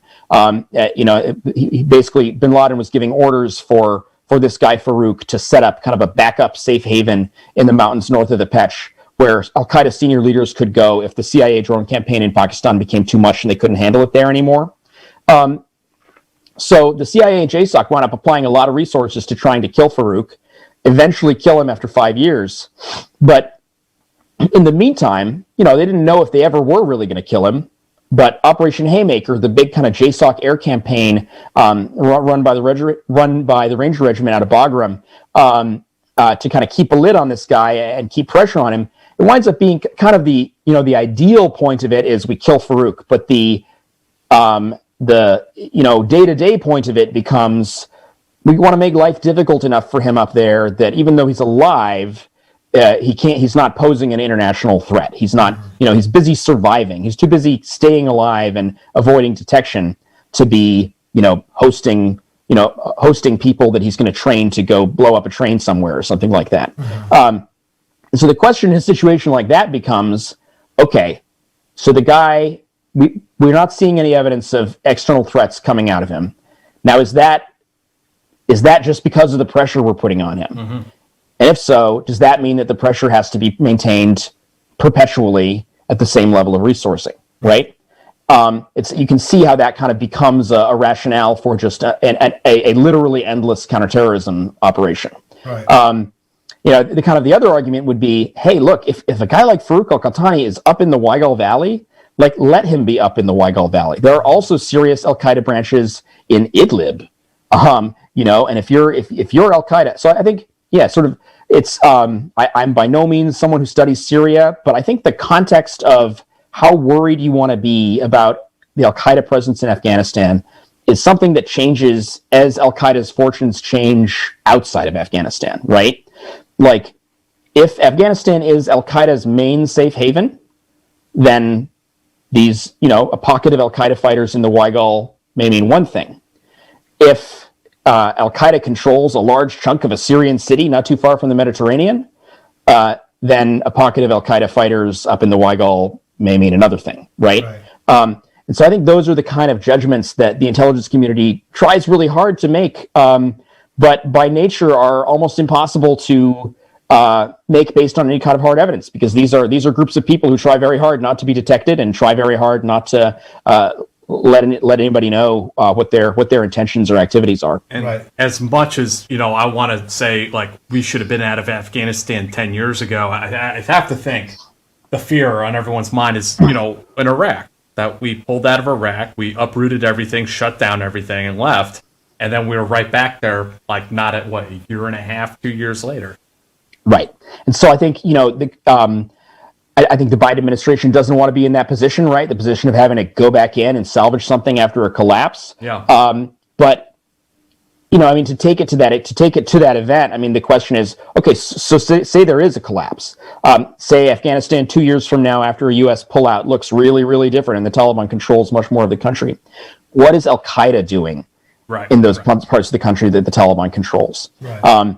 And what does the Taliban know that they're doing? Because the Taliban can make promises. The Taliban can even, if it wants to, it can enforce all kinds of measures against its Al Qaeda guests. But Al Qaeda also can give them plausible deniability. It can limit what its hosts know about it. All of the open source evidence that that academics who read sort of Al Qaeda primary source documents, like Ann Stenerson wrote an incredible book about sort of Al Qaeda's pre 9/11 activities in Afghanistan. It all suggests very, very strongly that that Al Qaeda deliberately compartmented the 9/11 planning from its Taliban hosts because it knew that operation would be objectionable to them. So in a situation like that, how important is any pledge that the Taliban can make? Right. No, it's definitely a tough question. And the question, and then if you decide to keep, like you mentioned, the Ranger Strike Force, so do you just keep a couple strike forces on hand? Do you keep conventional forces spread throughout the country? Like if you have one troop, if you have one soldier, one airman or whatever on the ground, you put 15,000 on the ground. Like what's the right answer to that? And I don't think. And this all occurs in the context of the Afghan peace process, right? Where the deal that the Trump administration agreed to, that the Biden administration is bound by unless it decides to abrogate it, is a pullout deal. A deal that says there will be no more U.S. troops in the country, not 50, not 100, not 500, but none. And it's hard to imagine kind of the Afghan peace process that has sprung out of the Doha Agreement proceeding much further if in fact the U.S. does choose to keep its, whether it's 2,500 or 3,500 or whatever it is, if it does choose to keep that force beyond the May 1st deadline, right? Interesting. Jim B., thank you very much. Thank you, Mr. Morgan. Did you ever find that different echelons of the military had conflicting perspectives of the historic events you covered? Absolutely, always, I would say. and any event that I was looking into, was people's perceptions of it is dictated by, what they were looking at, right? Mm-hmm. So my task was to sort of try and talk to as many people up and down these echelons from guys in the fire teams at the very front of the fight, all the way up, through various headquarters and so on, and try to reconcile these to the degree possible. And it's not always possible to reconcile them. I mean, even sometimes the biggest discrepancies can be between two guys, not that many feet from each other, right, on the battlefield.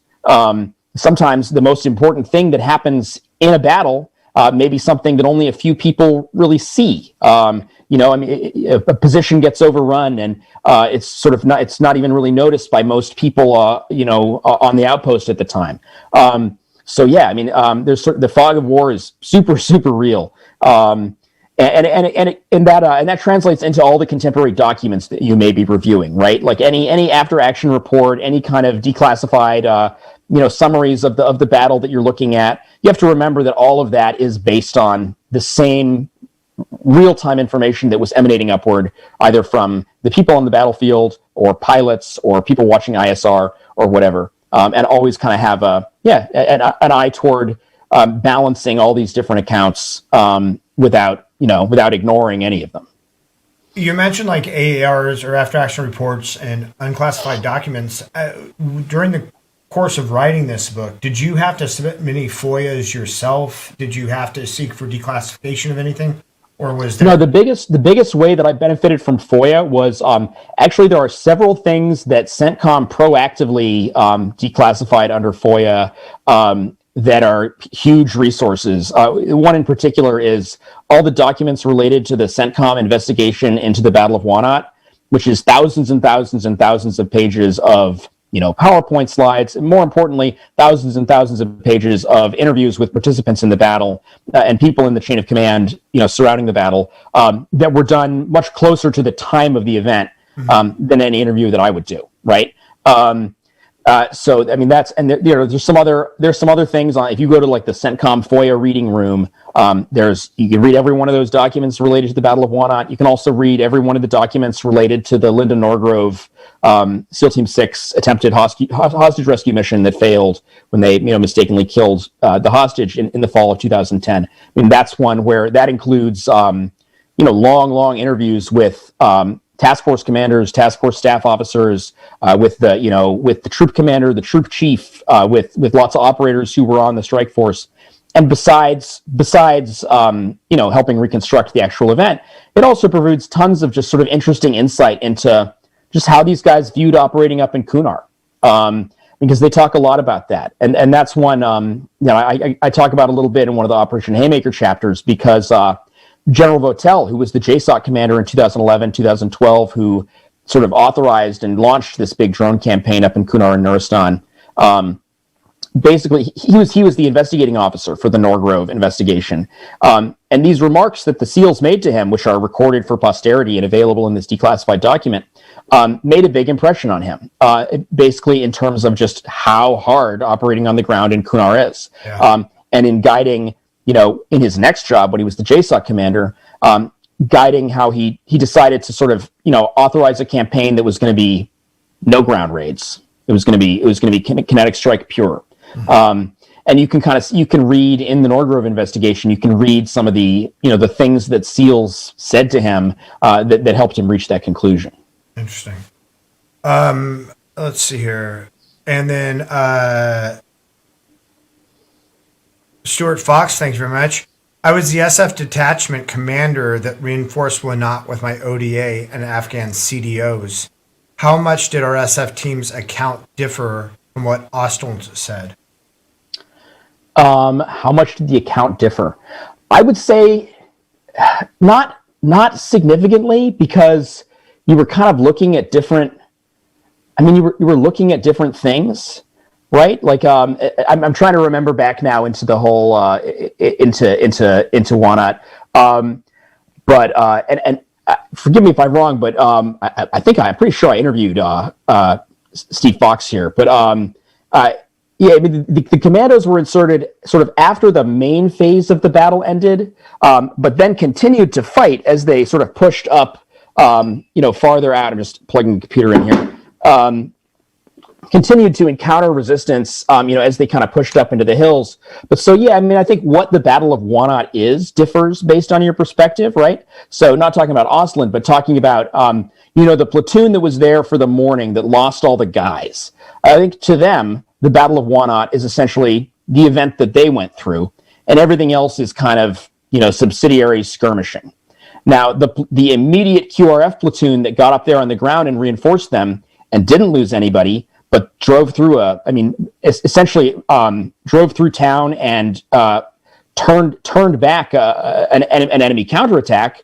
I mean, I think for them, that's a pretty key part of the Battle of Wanat as well.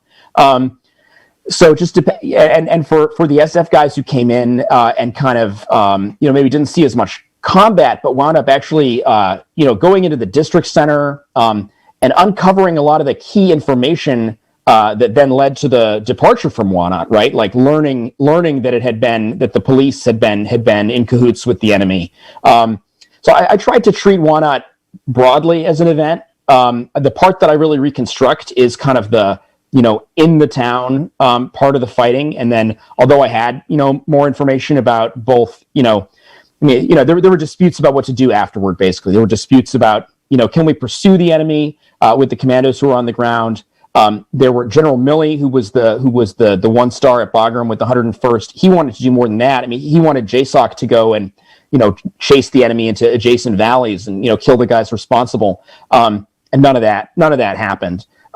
So, I mean, with an event like Wanat, there's endless threads you can pull and endless fascinating, what ifs and things that you can uncover. But it's, as part of a book that covers 20 years, I had to distill it down into kind of a fairly short account that focused less on kind of, everything that happened during the battle, and more on what then was the significance of the battle and what did it lead to. Right. And going back, because I went back to look for some of Steve's previous stuff that wasn't highlighted, and he said that you did interview him back in 2014, 2015. Yeah, I remember. Yeah, okay, yeah. So I thought you said Stu. I remember Steve Foxwell. I misheard the name for a moment there. Yeah, sorry. I slur sometimes. Too many.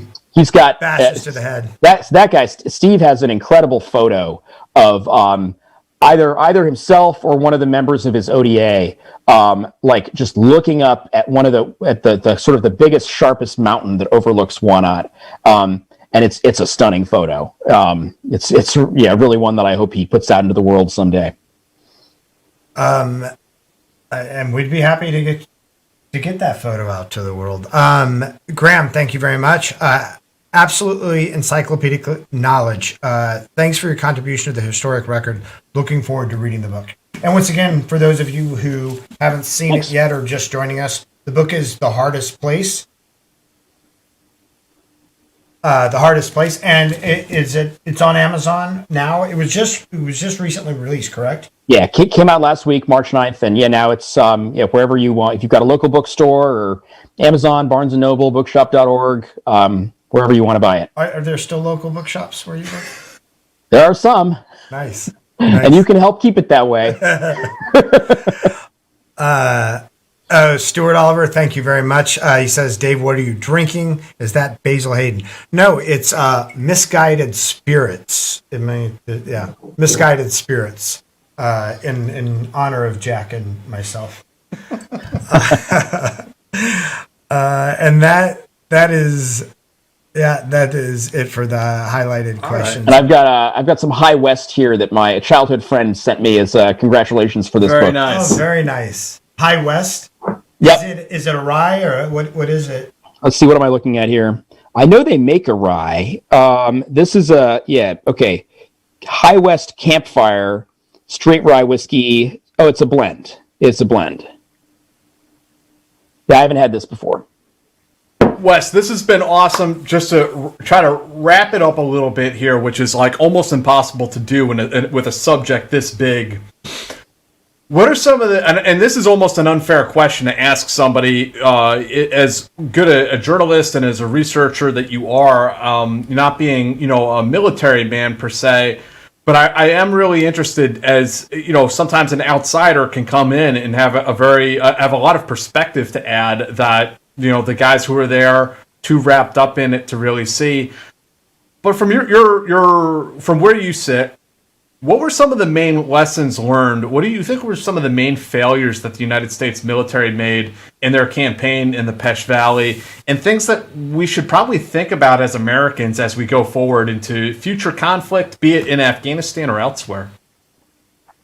Yeah, so the ones I'm going to highlight are ones where I think they may not have been avoidable at the time. So I don't want to come across like I'm saying, this guy fucked up in 2002. But there are definitely things we can learn from for future conflicts and for conflicts that we're currently participating in. One of them I'd say is understanding how much harder it is to undo the things than it is to do them, right? Just understanding, like, when you build a little outpost, you really are setting something in motion that you have no idea where it's going to go or how far it's going to go. So I think something that was always missing along the way was kind of almost an auditing process of, okay, we're a year in, 2 years in, 3 years into this outpost or this battalion AO's existence. Let's compare what we're looking at here to what sent the previous unit 3 units ago in, to do that. There are sort of, I don't know how that would be done. We have kind of auditing organizations for the military that look at stuff like how the money has been wasted. There's this organization, SIGAR, whose whole job is just looking at just the unbelievable monetary waste that comes out of the Afghan war and documenting it. But we need to, especially in wars of rotations where units come and go and come and go and come and go, there needs to be more of a long view that compares the moment we're at and what we're achieving now to 2 years ago, 3 years ago, and that actually shuts things down when they're not accomplishing it anymore. And that's something I think is broadly applicable. Some reporting that I did for Politico a few years ago was about, totally separate from the war in Afghanistan, was about what were called the 1208 or 127 Echo programs in Africa, little special operations programs that allowed a team of Green Berets or Raiders or SEALs to have not just a force that they advised, but a force over which they had kind of statutory control, which the host government had actually given this force to them and said, you guys tell this force what to do. Mm-hmm. And this is a tool that, it sounds not very different from just what Green Berets have always done everywhere. But in the context of kind of host nation sensitivities and the different kinds of training programs that are run in Africa, these 1208, 127 Echo programs actually were a really, really useful tool that allowed U.S. forces to go after counterterrorism targets without having to, bring in a JSOC strike force from somewhere. In reporting on these activities, one thing that came up was that there really wasn't an off switch for them. So you had these programs; they might have a spurt of being really, really useful, producing a lot of what they were meant to produce, but then maybe that particular program just kind of outlives its usefulness, or some condition in the country changes that makes it no longer useful, and that it was not easy to kind of. There was not really a great mechanism, though I think it's better now. A mechanism for sort of evaluating. Okay, when is a program that did yield results? When do we pull the plug on it because it's outlived its usefulness? Mm-hmm. So I think that's a kind of lesson that's probably applicable wherever we're fighting our wars, right? Or participating in other people's wars, is just trying to, how do you know when you've done enough? Mm-hmm. Another one, so another one would just be, and this is something that, again, you see everywhere that we operate in conflict zones, whether it's Yemen or whether it's Somalia, is, trying to understand, or being really careful to understand the degree to which you're being played in local conflicts, right? The degree to which you are being somebody's muscle. This is something that you would hear about. U.S. forces have largely pulled out of Somalia now in recent months, but even a couple of years ago, when you would hear about a CIVCAS incident where, some SEALs had been out on an objective with their Danab partners in Somalia, you would hear about, it turns out that they had been led to the target by this tribe, but the target was in the adjacent tribe's territory. And that's the kind of stuff that's really, really, really hard to understand when you're kind of doing sort of remote counterterrorism with small numbers of people from, hubs, rather than being sort of out in the countryside. So I guess that's maybe more of a cautionary tale than kind of an actionable lesson. I mean, I don't think it's the case that, our practitioners are just ignoring this and don't understand that they're being used at times. But certainly the Pech is a cautionary tale about how badly things can go wrong. And also, I mean, information sharing. I mean, the importance of history, I think, is a lesson that I learned. I mean, so often, U.S. unit would go into a village, encounter some kind of trouble there, and learn that, and I'm thinking of a particular example, a village where the CIA did a very poorly conducted strike in 2003 that killed a lot of innocent people. But because it was a CIA operation, then when a 10th Mountain Division platoon showed up in town and started living there in 2006, they didn't know anything about this, except for what locals told them, which they didn't know how much of that to believe or what. And essentially, this was kind of like a booby trap that had been lying in wait for American forces since 2003 when the CIA did this thing. Mm-hmm.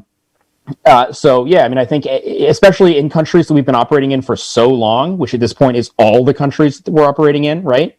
The importance of kind of like understanding how we got to where we are, because I think it can be really easy to forget that, especially in kind of action-oriented military organizations that are interested in the here and now and the future. I think the importance of knowing what your predecessors did and what predecessors from other organizations did in the place that you're dealing with. Wesley, I'm sorry to be so cynical, I guess, with this comment, but you bring it up in your book as well. After Vietnam, after other conflicts, Rand Corporation and other astute, studied, veterans went out there and they wrote their memoirs, they wrote their accounts, they did these in-depth studies of the war.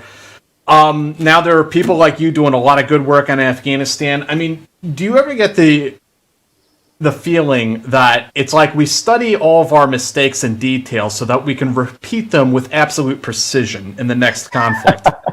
Yes, I absolutely do get that feeling, and I'm going to give you the cynical answer too, which is that I don't have high hopes that my book or any book will lead to the incorporation of lessons or lead to things being different in the future. I mean, my highest hope for this book is that it helps people who fought there understand the war that they fought in, not that it has some change on the future. And that may sound kind of like, I don't know, a type of surrender, but that really is like, when I get a comment saying like, oh, look, the book is being read in the office in the Pentagon where they are dealing with Afghanistan stuff.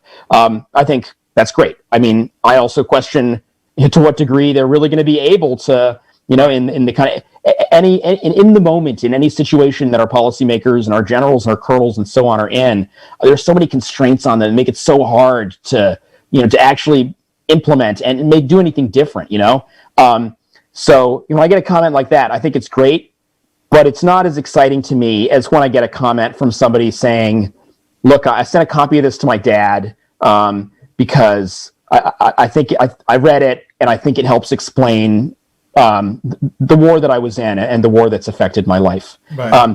And to me, that's really the gratifying thing, is hearing from guys who either are able to see their own service in a new light, to understand differently what they were doing there, how they had gotten there, why things happened around them while they were there, or who are passing on the book to other people in their lives who they think will help understand their service. That's awesome. We have one last donation from J. Scott R. 0007. Thank you, Scott. And he says, in memory of PFC Tony Simmons, KIA, 8 July 2010, 2nd Battalion, 327th Infantry Regiment, COP Monty. So, yes, that's that was the No Slack Battalion, 2327. Those guys were on the other side of Kunar, while Bulldog 1327 were in the Pech. So, to PFC. Thank you. Guys, the book, It's the Hardest Place by Wesley Morgan. It's outstanding. I'm going to finish reading it. I'm about a quarter of the way into it. It is. I've never really read anything quite like this. It is a very in-depth, exhaustively researched history book. But I mean, guys, don't get like intimidated thinking it's like some boring, dry history book. It's a narrative account based on interviews with the people who are there. Really, I mean, it's an enthralling book. It's really well done. People I know who were there have said it was very good. And those people, if they thought your work was shit, Wesley, they'd say you're shit. But they told me it was very good, and it was very well researched. So I think this is worth your time, guys, going out there and picking up. And thank you so much for spending, 2.5 hours with us on your Friday evening here, Wesley. It's been awesome. And Wes, what can we expect from you next? Like, what's on your horizon, or what's? I've got some not book length, but other stories that I'm working on that kind of come out of the book research, things that didn't fit into the book or weren't really relevant to the book, but that have to do with the war in Afghanistan and kind of the legacy of American involvement there. I'm sorry to be cryptic about it, I don't want to jinx anything. Yeah, no, we understand. For the people who also want to keep up, not just order the book, but want to keep up on your current writings and the articles you publish and things like that, where can they find like your latest and greatest? Sure, yeah. So I'm on Twitter it's Wesley S. Morgan. That's my Twitter handle. And then I also have a Substack that's pretty new. I've just been using it to kind of compile news and reviews and so on about the book and share stuff that people have been saying about the book. And that's The Hardest Place is the title of the Substack. Okay, great. And Substack is a great resource for independent journalists, right? Yeah, I mean, I'm just starting to learn about it, but it certainly is the platform of the moment. It seems like, besides OnlyFans. Fantastic. You'll be able to find me on there soon enough. You'll see. Guys, next Friday we'll be back, episode 86, with a master breacher from a special mission unit. So we're going to hear about his career. We're going to hear all about demolitions. It's going to be pretty sweet. You don't want to say what special missions unit? We'll see what he's willing to say when we get him on here. Yeah. Thanks, everybody. Thanks for joining us. Thank you very much, Wes. We really appreciate your time. And we'll see you for the bonus segment. And please like and subscribe, guys. And join our Patreon. $1 a month will keep Jack and I in misguided spirits and